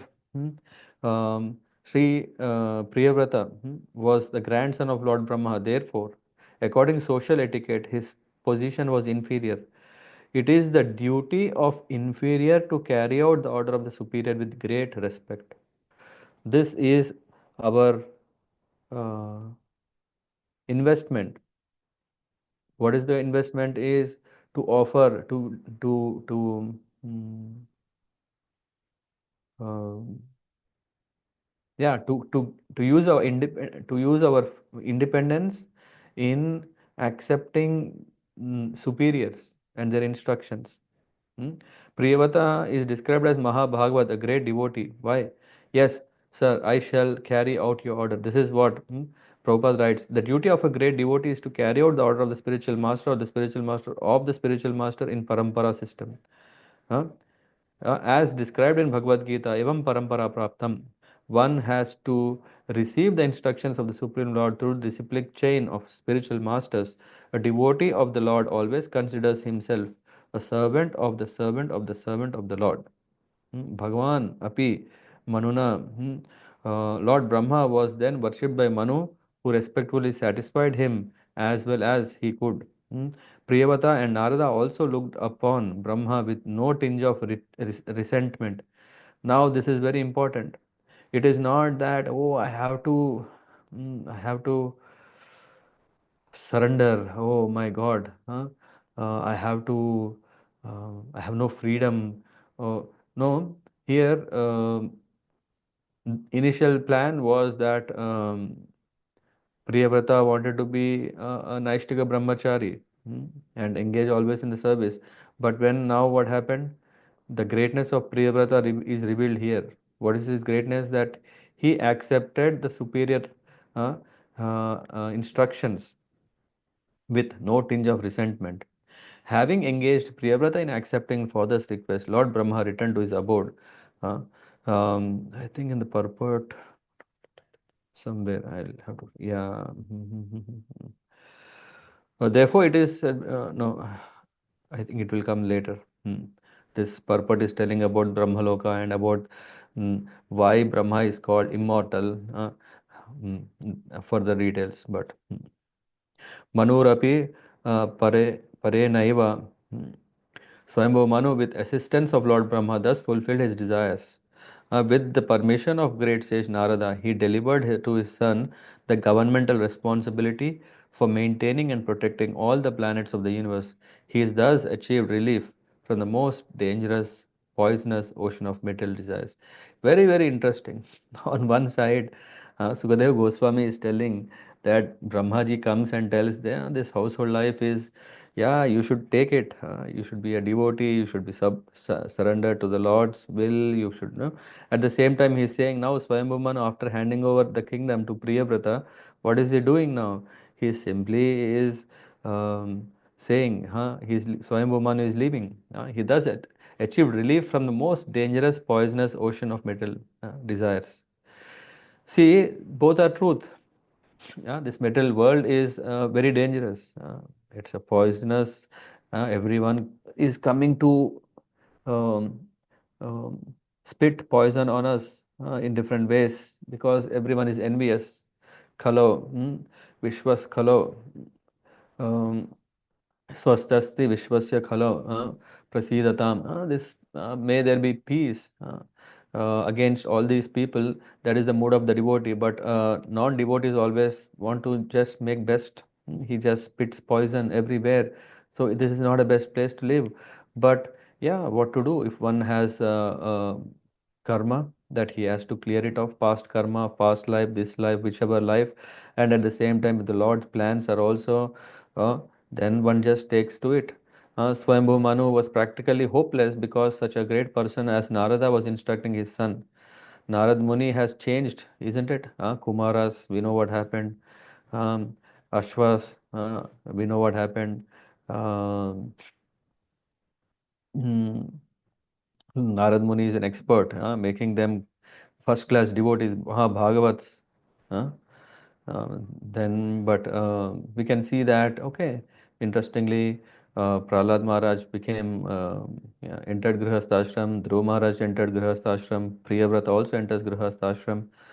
Yeah, after all, it is the will of the Lord is also there, and Narad Muni completely accepts it. It's not now. He was very pleased that Lord Brahma has interfered by inducing his son to accept the responsibility for ruling the government of universe. That is very important. It is the duties that are there. When we are here, by accepting the duties, we actually become completely cleansed. Hmm. Although another significant statement is that Swayambhanu took great satisfaction from abnegating the responsibility for ruling all the planetary systems. This is very important. This mentions about retirement. It's not that we have position, we want to continue in this position. At present, politicians are very eager to take charge of government and they engage their men in canvassing from door to door to get votes to win or a similar exalted office. On the contrary, however, herein we find that King Priyavrata had to be persuaded by Lord Brahma to accept the post of the emperor of entire universe. Similarly, his father felt relieved. So we can see, first of all, one doesn't want to get into this, other person is doesn't want to be in that. So whatever we are seeing in Kali Yuga, to become a politician, the interests are different. Rather, a devotee is not interested in that. The history of Priyavrata and Swayambhu describes how exemplary, responsible monarchs performed the duty of government with disinterest. Disinterest is very important. It's not uninterested. Disinterest means they are not so much into it. They don't have opinion of getting attached to it. Keeping themselves always aloof from the contamination of material attachment. So, following the order of the Supreme Personality of Godhead, Maharaj Priyavrata fully engaged in worldly affairs, yet he always thought of the lotus feet of the Lord, which was the cause of liberation from all material attachment. And then, although Priyavrata Maharaj was completely freed from all material contamination, he ruled the material world just to honor the orders of his superiors. So this is the secret. It is not that we are interested in inaction. Krishna also says, inaction is not the way. You have to act. It is not that Arjuna will simply sit and do tapasya or japa. No, he said you have your kshatriya. You have to fight. Huh? Atacha Duhitaram, very difficult. Duhitaram. Then he finally get Maharaj Priyavrata married Barhishmati, the daughter of Prajapati, named Vishwakarma. In her, he begot 10 sons equal to his beauty, character, magnanimity, etc. etc. There is description, and one daughter, Urjaswati, who is given to Sukracharya. Uh, Ujaswati is given to Sukracharya, and we will come across that also later, where uh, what is that? Devayani is married to. Anyway, we will come to that part later. So that's how the dynasty, the family tree of Priyavrata grows. Um, and then it goes and then the sons, seven sons are very very famous. Who are they? Agnidra, we will discuss about them later. And then there is this Idma Jihva, then Yagnabahu, Hiranyareta, Gr- Grutha, Prastha, Medha Titi, Vitihotra. And then three Paramahamsas in the form of Kavi and Mahavira and Shavana. So they are 10 sons. And then from the other second wife, he had three sons, Uttama, Tamasa, Raivata, who becomes the rulers of who become Manvantara, who becomes the rulers during the Manvantaras. There is again further description. And then Priyavrata ruled the kingdom for 11, how much? Arbudas. 1 Arbudha is one, what is that? Eight zeros. How much is it? 100 million or 10 million? Anyway, so he ruled 11 times that many years. Hmm. Very, very powerfully conquered his enemy. Just when he takes the bow and pulls the string, that itself was enough that everyone, yeah, whoever were irreligious would become scared and not would just surrender to him. So powerful he ruled. Um, this is further. I mean, yeah, I only can say please go through the purports, yeah, because purports also have some more. Maybe you may have some curious questions which may not be related to devotional life, but about the universe, about uh, who is who, etc. You can and know more. And then there was this question came, right, who was asking what does that mean that Priyavrata has chariot following the sun. Yeah, so there is this uh, Priyavrata, by the power of yoga, had two bodies, one as the king and one as the sun. So in that way, he was, yeah, he got into two. This is what is mentioned in the purport. Yeah, in the purport. To maintain such a life of strict vigilance, one needs, yeah, there is this whole description in the purport. From the description in this verse, it appears that the sun moves. According to modern astronomers, the sun is fixed in one place, surrounded by solar system. But here we find that sun is not stationary; it is rotating in a prescribed orbit. Hmm. And Maharaj Priyavrata devised a very powerful chariot as brilliant as sun. Uh, he had no desire to compete the sun god, for a Vaishnava never wants to supersede another Vaishnava. His purpose was to give abundance benefit in material existence. Srila Vishwanath Chakravarti Thakur remarks that in the months of April and May, the rays of Maharaj Priyavrata's brilliant sun were as pleasing as the rays of moon. And in October and November, both morning and evening, that sun provides more warmth than sunshine. In short, Maharaj Priyavrata was extremely powerful and his actions extended his power in all directions. Anyway, this is further detail. Um, so, because of this, Priyavrata could, hey, so powerful. He was not just an ordinary king. And when he was on his chariot, when he was driving the chariot, uh, the rims of his chariot wheel created impressions that later became seven oceans. Mm. And the seven oceans are different kinds. Uh, First of all, the islands are described: Jambudvipa, Plaksha, Salmali, Kusha, Krauncha, Saka, Pushkara. Each island is twice as larger as the one preceding, and each is surrounded by a liquid substance uh, beyond which is the next island. So in that way, there is in the chapter 18, 19, 20, 18 and 19 describe about Jambudvipa. Chapter 20 describes about this other six oceans or six islands. So if one wants, they can read there already.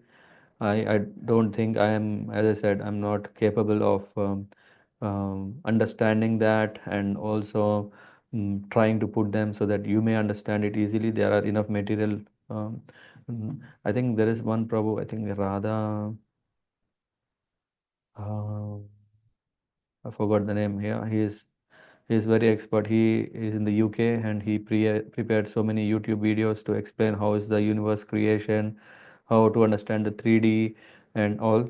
Yeah, if one is interested, can read there. Duhitaram, and then King Priyavata then gave his daughter Urjaspati to Sukracharya, who begot in her a daughter named Devayani. And then after all this happened, my dear king, a devotee who has taken shelter of the dust from the lotus feet of Lord can transcend the influence of six material waves, namely hunger, thirst, lamentation, illusion, old age, and death. And he can conquer the mind and five senses. However, it is not very wonderful for a pure devotee of the Lord, because even a person beyond jurisdiction of four castes, in other words, an untouchable, is immediately relieved of bondage to material existence if he utters the holy name even once. So Sukadeva Goswami was speaking to Parikshit Maharaj about all these activities of Swayambhu Manu, then Lord Brahma comes, and then Priyavrata takes up this. He says, he is reassuring Sukadeva Goswami, reassured Parikshit Maharaj, my dear king, uh, don't be doubtful about the wonderful activities of Priyavrata. For a devotee of the Supreme Lord, everything is possible because the Lord is always known as Urukrama. Urukrama is the name of the Lord Vamanadev, who performed wonderful acts of occupying three worlds with three footsteps. So this is all possible because of his greatness. And then what happened?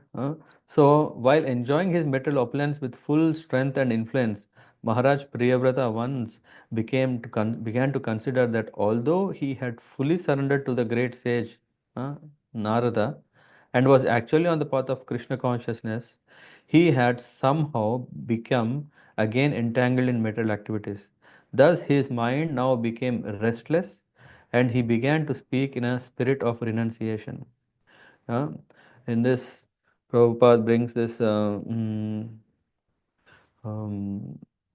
that a devotee is always thinking, hey, what am I doing? This is always conflicting. The thought is coming, okay, because this looks very material activities. The word, so as long as one is in the material world, he has to be under the influence of modes of material nature. It is not that Maharaj Priyavrata was freed from material influence because he possessed all material opulences. In this material world, both the very poor man and the very rich man are under the material influence. For both, wealth and poverty are creations of the modes of material nature. Hmm. According to the material modes we acquire, material nature gives us facilities for material enjoyments. Hmm. The king thus began criticizing himself.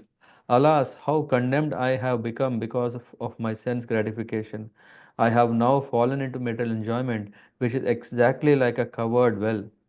I have had enough. I am not going to enjoy any more. Just see how I have become like a dancing monkey in the hands of my wife. Because of this, I am condemned. Hmm. Prabhupada writes, how condemned is the advancement of material knowledge can be understood from the behavior of Maharaj Priyavrata. He performed such wonderful acts as creating another sun which shined during night, creating a chariot so great that its wheels formed vast oceans. All this is possible. But because he was dealing in sense gratification, ruling his kingdom and dancing to indications of his beautiful wife, he personally condemned himself. If Maharaj Parishit could condemn himself in spite of his wonderful activities, how condemned we are in our so called advancement of material civilization. We can conclude that such advancement has nothing to do with the problems of living entity entangled. Hmm. So, therefore, even though he had accepted material opulences, he could not be deviated from his own task. He again became Krishna conscious. Why? On the strength of what Krishna is saying, Neha Vikrama Nasosti Pratyavayo na vidyate Svalvam apyasya dharmasya trayate mahato bhayat. Whatever kind of danger will be there, may be there, we would have seen or yet to see. In devotional service, there is no loss or diminution, and even a small service rendered in devotional life is sufficient to save one from the greatest danger. So that's why we should be very, very eager to render service. Let's not think about, okay, when will I be free from grihastha responsibilities? Oh, it's becoming so painful, no? Or when will I become free from this material entanglement as a king or as a, whatever. By engaging in devotional service, that will take care of everything. Priyavrata Maharaj, however, having been completely trained by great sage Narada, revived his Krishna consciousness in spite of all impediments. And thinking so, by the grace of the Lord, Maharaj Priyavrata reawakened to his senses. Huh? This is what happens. So the Lord Himself has put him into this, that He made him to get into Grihastha life, and then He Himself has given him awakened his senses. He divided all his earthly possessions among his sons. He gave up everything, including his wife, with whom he had enjoyed so much sense gratification and his great opulence. And then he attained the grace of the great sage Narada. Hmm? And finally, so there are many famous verses regarding Maharaj Parikshit activities. It is said, no one but the Supreme Lord could do what Maharaj Priyavrata has done. In the purport, it's written, Maharaj Priyavrata dissipated the darkness of night with the rims of his great chariot. He excavated seven oceans. In that way, there are many more activities. Sri Narada is called Bhagavan. Lord Shiva and Vyasa are also sometimes called Bhagavan. This designation Bhagavan is sometimes conferred upon a pure devotee by the grace of the Lord so that he will be very highly esteemed. Priyavrata was such a devotee. That's why here, yeah, तस्याः वा एते श्लोक प्रियव्रता कृतं कर्म को नु कुर्याद् विनेश्वरं यो Nemi निम्नैर् अकरोच chayam grihanam sapta varidhim. So in that way he did many great activities, and then to stop the quarreling among different people, Maharaj Priyavrata marked boundaries.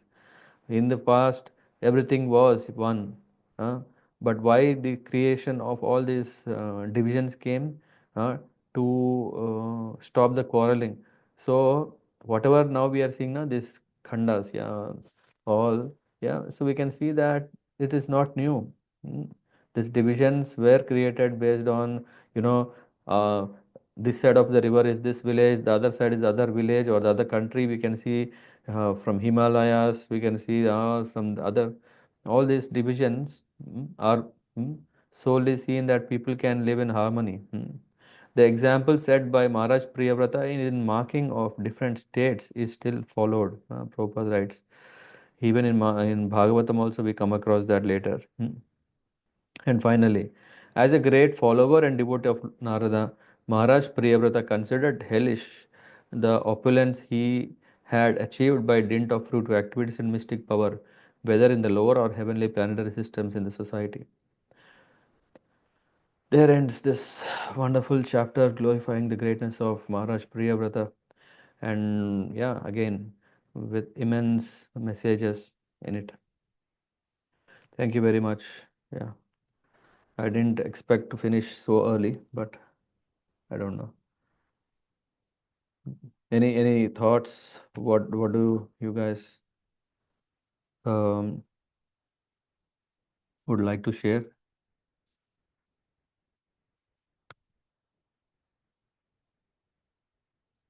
Oh, Hare somebody Krishna Prabhuji. comment. I didn't see who left what comment. Okay. Hare Krishna Prabhuji. Thank you, Prabhuji, for this wonderful narration. Prabhuji, Mhm. you mentioned that the king was taking care of his family uh, with affection, love, but without attachment. So what does it really mean? What's the difference between being affectionate but not being attached? Affectionate means to have love, to have care. Yeah. Attachment means that, okay, I really want, without that I can't live. Attachment is something that you want to get something from it, and love is something that you are in this. Yeah, you have to give something. Yeah, I don't know if I made it. Attachment is, yeah, you're so much attached to it, without that you can't live. Affection is, yeah, after all, yeah, you have been bestowed a gift of Lord in your hands. You are very, very affectionate to it, so that you give proper right care, love.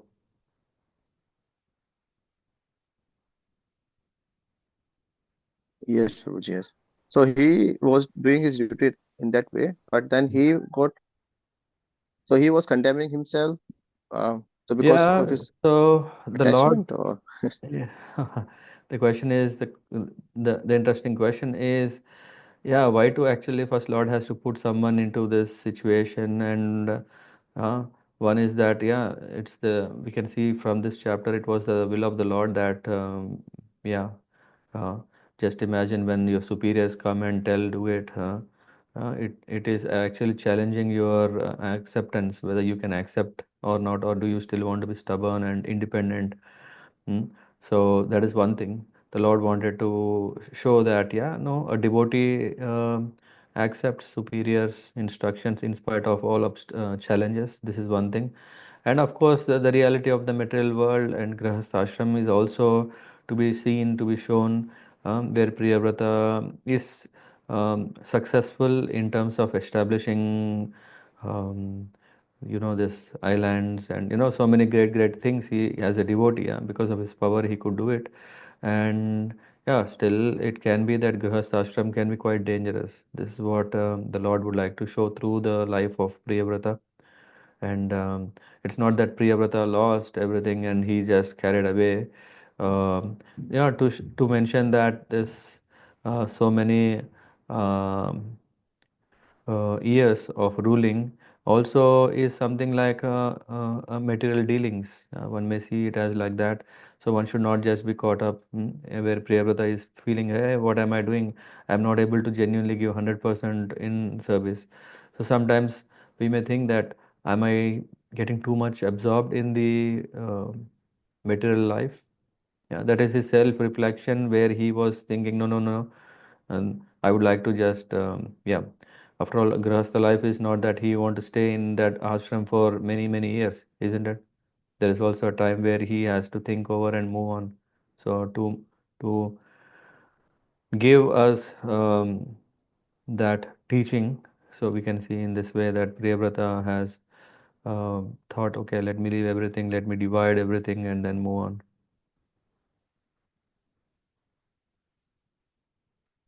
Yeah, that's how I see. Yes, thank you.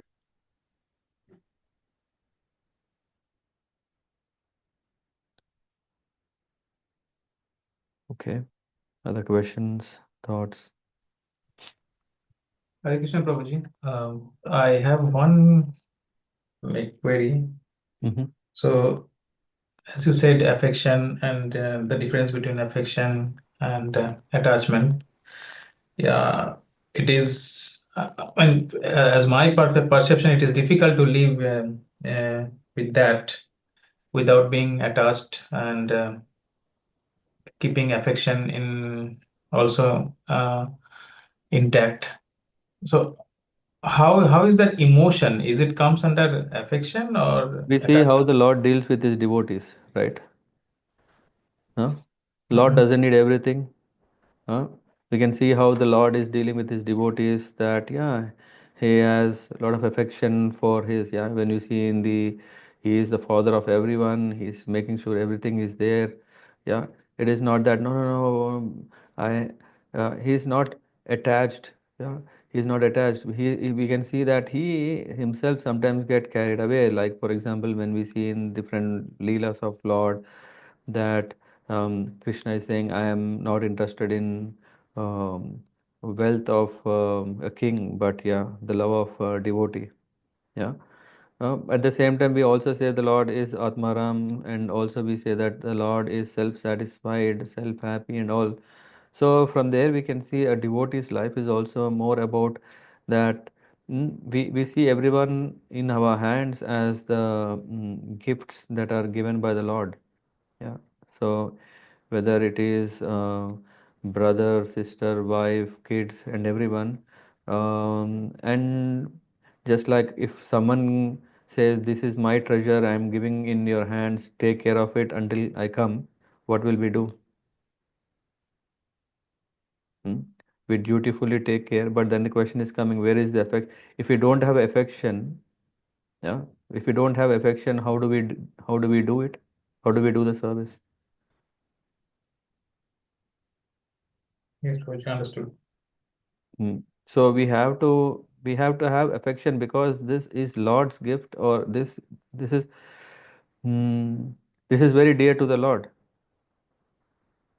When something is very dear to the Lord, it becomes also very dear to us, right? Because it's very precious for us. In that way, we can serve the Lord. Yeah. And yeah, this is what differentiates between a yogi where he is very scared of all these things and he wants to avoid and escape. Yeah, one can do that. One can do all that. No, no, nothing against it. But in that, there is no, this rasa is not there, right? The mellow is not there. And the Lord is actually Raseshwara, where He is genuinely seeing how one is relating to Him or relating to His beings or friends, or, or His, yeah, in this case, people who He gives us in our life around us. Yeah. So at the same time, we don't want to be attached because this is what causes our problem. As soon as when we attach, our attachment is material attachment, isn't it? Hmm? And that's why I was saying when we say affection, affection is more about not about material. It's more about how we seeing that it's the Lord, part of Lord's creation, part of Lord. That's why we see that affection. Without affection, it becomes it is not service. Very simple. If there is no affection, how can we render service? Can we serve the Lord without affection? No, no. No question, right? It is through affection only we are conquering, or it's affection only is what Lord wants. It's not that, oh, how dutifully have we done our things, but at the same time we are not considering Lord with any relation. No, Lord is always saying, how do we relate to Him? And relation is through what? Not through action, but affection. The bhav, right? It is the bhav that is what is Lord is saying. Bhava Grahi Janardana. He is saying, what is our bhav in our offerings, in our service. And that bhav is what we are telling here as affection. Yeah, maybe I'm using a not perfect one-to-one matching word. Maybe I don't know that would be the reason for the question, but the point is that we are not um, we are not robots, yeah, where there is no sense of feelings, there is no sense of this emotion. Yeah, no, it is definitely has its own role. Probably the source of the question was for us, conditioned soul. It is very difficult to maintain, I mean, to have affection without attachment. So Exactly. That's why we become devotees, so that we don't. It's not it's not that we don't do something, but we do it right. Because not doing is not a solution. This is what, as I said, Bhagavad Gita, Krishna is saying, Arjuna, you fight. Huh? Yeah. Yeah. So usually people may think that Arjuna is asked to fight, then there is no sense of emotion, there is no sense of affection, there is no sense of attachment, everything, right? People will just see it as a yogi. Are we not talking about a yogi? Arjuna becomes a yogi, right? Completely, I'm just doing whatever you want to do. No, at the same time, he also has his feelings are definitely there. But because he is a devotee, the feelings of a devotee is more towards the Lord's instruction. That's why we see we're very, very serious in our dealings. That seriousness doesn't mean that we should be very, very grave. Our face should be very, like very sober. Hey, why I am in this world? No, we can be fully happy because we are in this world, because we are in the mission of the Lord, that we are fulfilling what Lord wants us. And that's why we are very happy that we are given a chance. It is not like, okay, hey, this place is such a dangerous place. Let always be very, very serious, thinking, always thinking, thinking, and thinking. By thinking more and more, worried more and more, we are not solving our problem. Yeah, it is more by serving, serving, serving, we solve our problem. And in the service, we are coming out of our these limitations, barriers, challenges, whatever we call, those all we break through, and then we actually are, yeah, here we can see in the case of Priyavrata. He initially didn't want to marry, he married, and then after marrying, he was successful. Was he not successful? He was successful before, that's why he had so much power. He is successful after becoming king, and after leading a family life, he is also successful that he gave up, right? yes, Prabhuji. Thank you so much. Yeah, thank you. Okay, other questions? Shruti Mataji, I don't know. I don't know how you're used to such long classes, but appreciate your patience.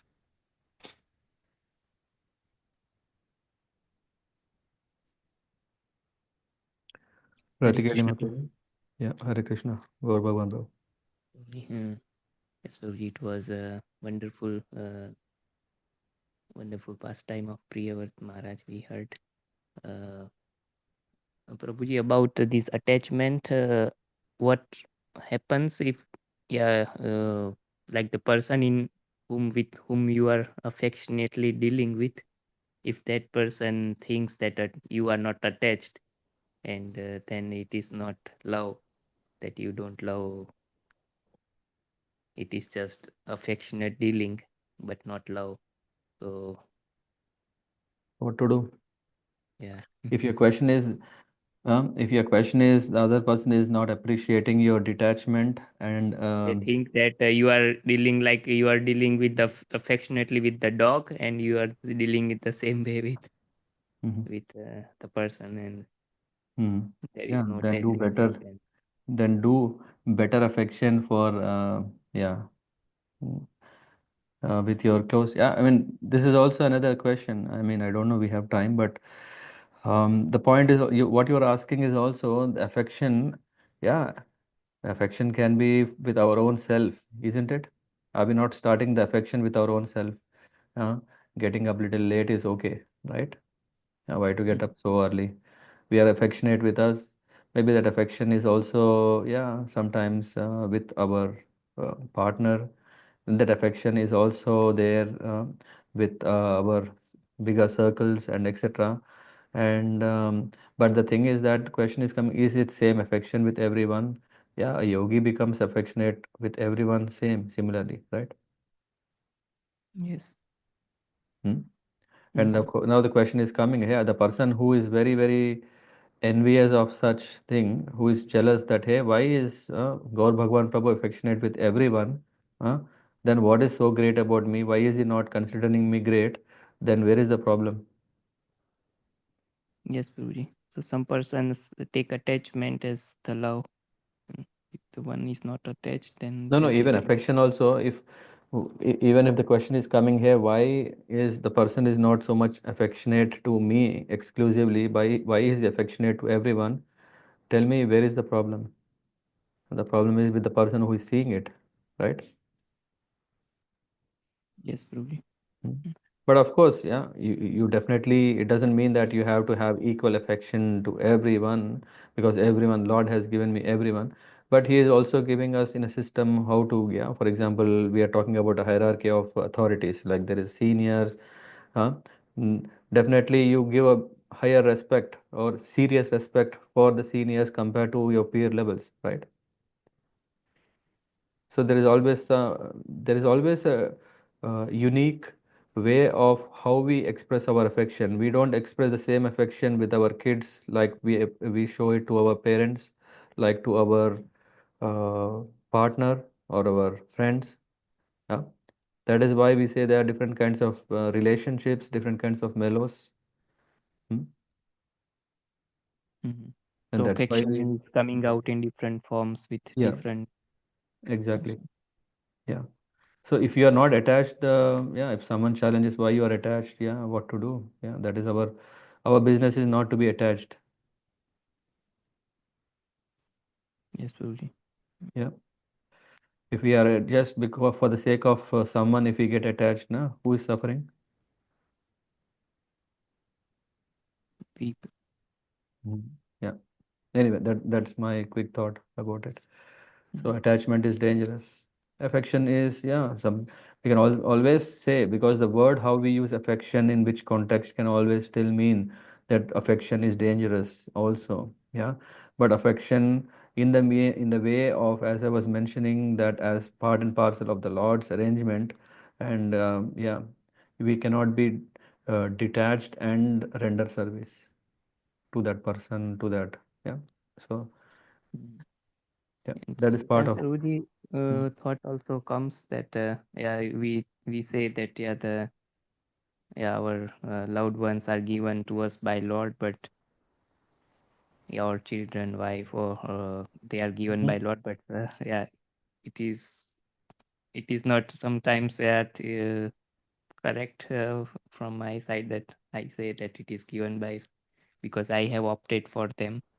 Mhm. Uh, But the grant is given by the Lord, and whatever situation is still is arrangement of the Lord so that we can improve. Whether you were so stubborn to get your dear wife, yeah, that's why you got it, yeah. So the Lord is also arranging that things in our life so that our stubbornness can be broken down. mm, So in any way we can still see that as the mercy of the Lord. Whether mm, Lord, as I said, whether the Lord is giving or we have asked, and that's why it comes to us because of our karma and guna. Still, everything is granted by the Lord so that we can just um learn the lessons. Some are sweet lessons, some are bitter, some are spicy. All flavors are there. Yeah, possible. So Prabhuji, sometimes something is not good, looks like not good, but still it is given by Lord, but still there is Yeah, mercy of yeah, Lord in it. yeah, definitely. Just here we can see, na, Priyavrata for him, married life would be a horror movie, right? Mm-hmm. Huh? So the Lord gave and he took it. Hmm. Yeah. So So finally finally, he could relish see, more yeah, deep love. I always say the following that just if the Lord is putting us into a situation and we are just trying to escape from it, yeah, if not today, we have to learn it tomorrow. Whatever we have not learned, whatever is needed to be perfect devotee, that learning has to happen. Or if we avoid that, okay, no, no, no, I am going to do tapasya to avoid my karma to happen. No, it can you could postpone it, but it will come later. The only way is 100% surrender. This is always a disclaimer. Sarva dharma parijyacha mamekam sharanam raja. How much are we able to surrender to the Lord? Until that time, na, what we have to do? We have to still lead a dharmic life, isn't it? If you think, no, no, no, no, I am anyway going to become a devotee tomorrow. Until tomorrow, we have to still lead a dharmic life. It is not that, no, no, no, I am just targeting that. If that thing happens, na, then everything is taken care, na, because Krishna promised that everything. How to come to that level? By giving up our independence, individualities, and all these things, right? All these things have to be burnt. And this burning process is actually done in the Varnashram system. Being part of the ashrama, taking shelter of the ashram, the shelter is grinding. Um, to whom did I tell? I don't know, Satish Babu, you are there. I told you, when we are grinding the dal for the dosha, when the dal is coming outside of the grinder, what do? You use your hand to put it back inside, right? Yes, But the boss. grinding will go on. The grinding is going on. If the grinding doesn't happen, what will happen? How can you enjoy your dosa? Your batter is not there, right? Yes, boss. So we can't just say no, no, no, no. Yeah, either stop the grinding or let me get out of it. Both will not work. Mm-hmm. Yes, Prabhuji. And Prabhuji, this following of the seniors. So was Priyavrat Maharaj f- because yeah, Lord Brahma was guru of his guru, that's why he did that, or because of he was grandfather of him, that's why he did that? See, there are two things. First of all, Brahmaji is a Vaishnava. Hmm? In that way, we can see. And Brahmaji is Guru of Narada Muni. So, in that way, we can see there is a Guru Parampara. Actually, in purport, Prabhupada is mentioning that he is following the Guru Parampara and one should follow the Guru Parampara. The next thing is he is not denying that, okay, just because Gurus, that's why. No, a qualified Guru at the same time superior are very important. So, because we are uh, in an age where sometimes what may happen is just seniority doesn't work because seniority is in the end what do you want if a person is your grandfather and he's saying hey don't worry if there is a red light you can cross the road what will happen Accident. yeah so the grandfather also should be qualified he should also be in the parampara right he should also understand the system. Mm-hmm. Hmm. So, but the aspect of respecting is still there, yeah, and by default, because one is a senior, it just here we see that teachers are called by name, isn't it? Mm-hmm. But in our places, what we see, they are given respect. No one dares to even call by name. Yes. Why? Why? Because that is etiquette that makes us humble. When we respect, that makes us humble. Then we understand them. Okay. Irrespective of whether they have something to offer or not, we have this This should go into in our DNA, right? What do you call it? This should be in our. Mm, This should be in our nature. Yeah, this should be our nature. Our nature should be to respect elders. Yeah. Mm-hmm. Yeah, and then of course when his father was telling, then he was thinking, okay, by the way, he has the freedom to ask. When of course when Brahmaji comes, he can also still say, hey, grandpa, what you said is all fine, but you know what? Come on, I think your age is, yeah, I think, yeah, this generation is different. Yeah, maybe you don't know. No, he didn't say all this. He was just still asking because of this. First of all, what he said to be worth to thought to think, and then yeah, to be accepted. Yeah, we can say generation gap. That's why let's not take it now. This is very common. Mm-hmm. No generation gap now for the timeless wisdom. There is no such generation gap. Mm. And Lord Brahma also convinced him with that what he will do will be in line with the Lord's wish. Yeah. That's why he accepted. Yeah, and not only that, because he was saying, okay, now see, did Narad Muni take Priyavrata aside and he told something? No, Narad Muni was also accepted what is that uh, his father wants him to do. It's not like, hey, after giving all my blood and everything, now you want to take him away. No, he also appreciated Brahmaji who came and told.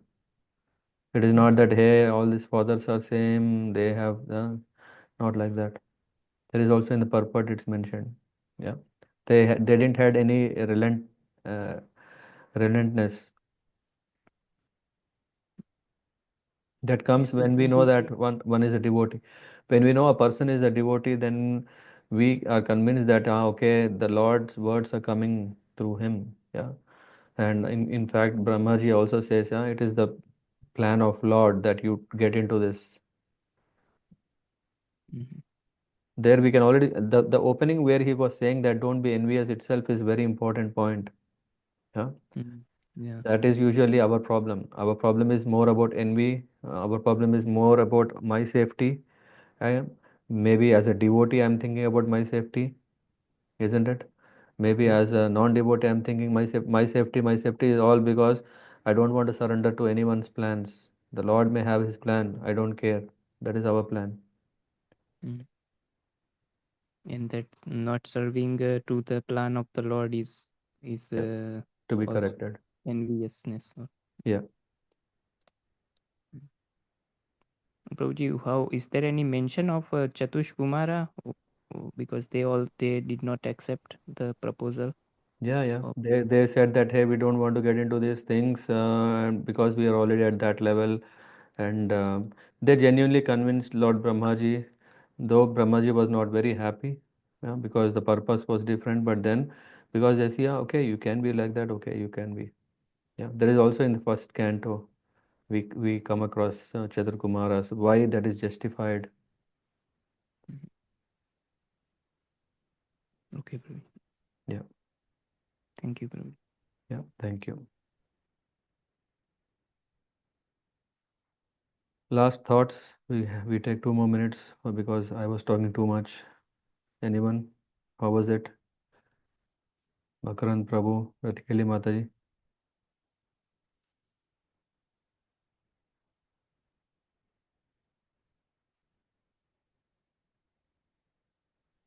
Hare Krishna, Prabhuji. Hare Krishna.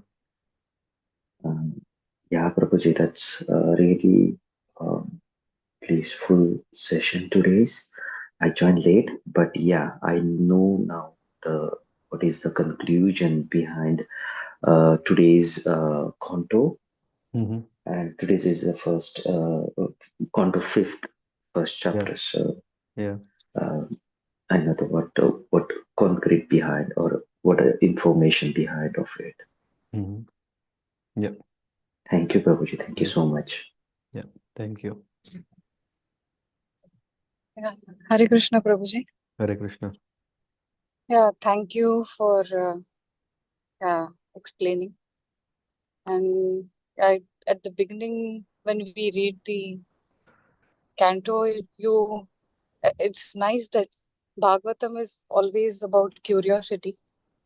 And if you read the starting and you think that, okay, Grihastha ashram been explained in the earlier chapters, like, okay, it is not good. You can't do anything for the Lord. And you stop there because mine happened. I was reading before. I thought I'll finish till the Saturday. But then in between, I couldn't read. And I was till then, the whole week, I was thinking, okay, we should not be in Grihastha ashram. There are so many negative points. Obstacles. Yeah, obstacles. It's better not to get married. Why are we in Deviation. this? Yeah. Mm. And because so many of them are still yet, we are surrounded by so many brahmacharis also who want to get married. We should propose them to marry or not to marry, or they just serve the Lord. But in between the chapters, it is again given, okay, how we should serve the Lord and how we should keep him in center. That is all explained. And Yeah. plus, if you have your faith, and yeah, surrender is a big thing. If whatever is happening is always sanctioned by him, otherwise it will not happen. If we Yeah. have that trust, just blindly accept our seniors, yeah, our ego, envy, or yeah, our thoughts come first, and the second, the seniors or the senior Vaishnavas. But it's difficult to accept. But yeah, it's already been taught by Krishna and it is in front of you, you should accept it Mm. without. Yeah. Yeah, Yeah. otherwise it is so easy for Priyavrata having such a good spiritual thing and then again accepting this is difficult. But he still He has accepts. to do, yeah. He has to do now or tomorrow, yeah. Yeah, What is in your chart should anyway happen. Hmm? yes, yeah, What we can do is about a future chat. That is what we can do now. And for yeah, that matter, all this Bhagavatam gives us, and Chaitanya Charitamrita helps us to understand one can one can be in Grihastha ashram and also attain perfection. It's not like, okay, the chart should be corrected. I have to yeah, do a lot of pious things so that I become brahmachari, and that's why, or leave everything, give up everything. yeah, That's not the way. Hmm? yeah, yeah. I mean, it's nice to know them and yeah, we just have faith and just think, Yeah. yeah, Krishna knows us better than anybody else. Yeah. Yeah. Yeah, we do our service. That's it. Yes. Duty, Yeah. dharma. Yeah. If we don't do, then we become adharmic. And when we become Uh, adharmic, how can we become Vaishnavas? When we don't become Vaishnavas, what are we doing then? So, yeah. so it is, yeah. And that's why usually whenever important decisions have to be taken, I usually consult also seniors to understand whether first thing is I will think about what I should do. And Mm, then definitely I also cross-check every important decisions because or even I would say every decision mainly because mm, this is very important that a small wrong step we make and then we are caught up in that for 5 years, 10 years. We mm, don't know even lifetime. And in the end, if in all these 5 years of time what I'm doing is not correct, mm. uh, again everything will come back on me, right? In this Yeah. life or next life, whenever. So it's always, yeah. I think I've shared couple of incidents with you also, like Mm, others also, that yeah, it's always important we discuss with seniors and understand whether what I did is right or what I'm thinking is right, and open for corrections. Because if I'm going to tell myself, I will not correct, because first of all, I don't know what is right. And if I'm talking to my peers, um, there is a chance that I can discuss opinion but not may take seriously. yeah. So that's why it's very important. One should have someone who they can trust, who can they can talk, and then that makes our life easy because um, we are on the right path. or assuringly right path. Yeah. Okay. Thank you so much. Yeah. Thank you.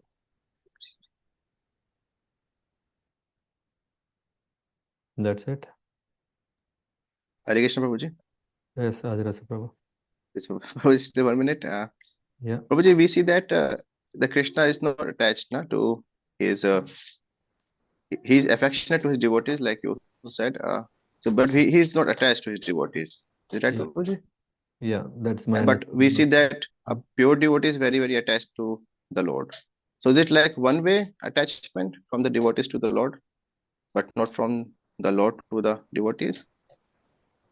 That attachment is our way of connecting, right? So when you're saying that we are attached, yeah, that is still affection. What is, as I said, when you say you are attached, what does it mean you are attached? Is it like a train bogies that are attached to the engine? No, Prabhuji, like you said, na, when we say the attachment, you mentioned that the difference that if we cannot live without Attached, something, someone, that attached. is attachment. Yeah. So we cannot live without making sure that the Lord is pleased. Mm. So that is real attachment. Maybe if you want to call it as that is real attachment, yeah, or affection, or and now the question is also coming that what about the Lord? Is he not attached to us? Hmm? If you're saying, okay, as I said, this words could be contextual, and when we say in this case that are we saying is he attached to us? Yeah, on one side we say that Lord is Atmaram, and which means he is self-satisfied, self-content, everything, but still he want to be with us. He still want to engage us in his services.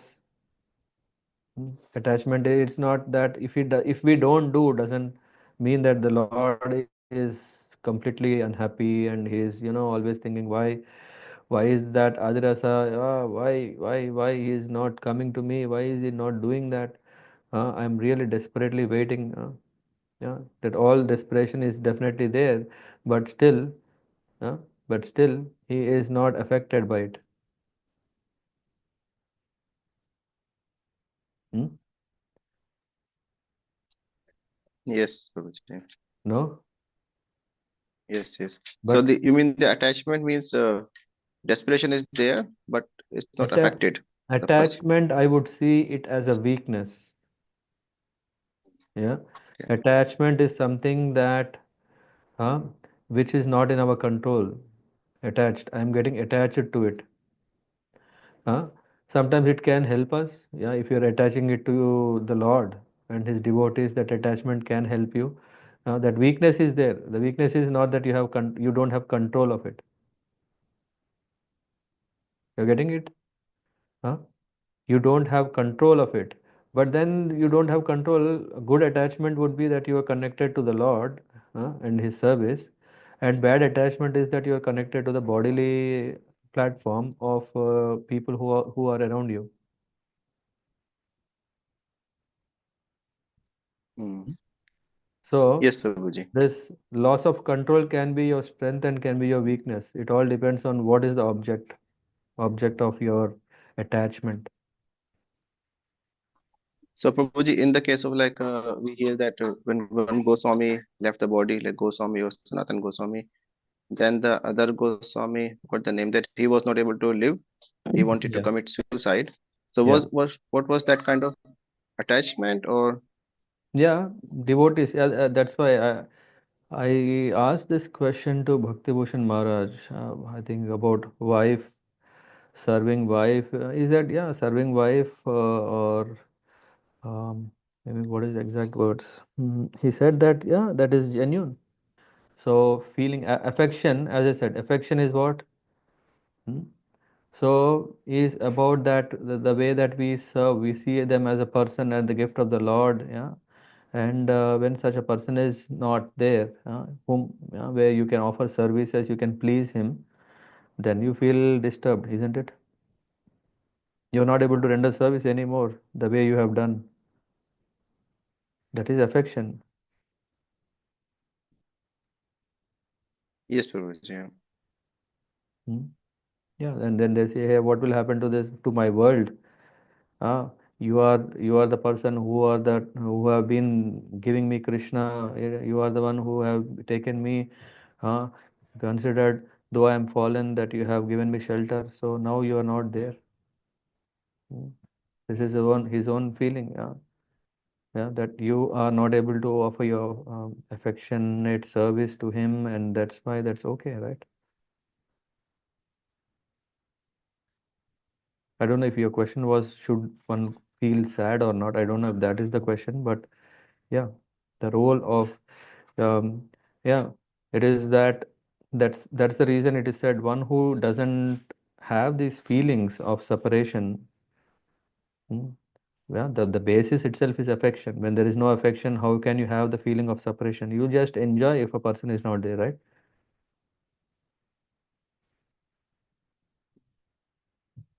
Yes, Prabhuji. Yeah.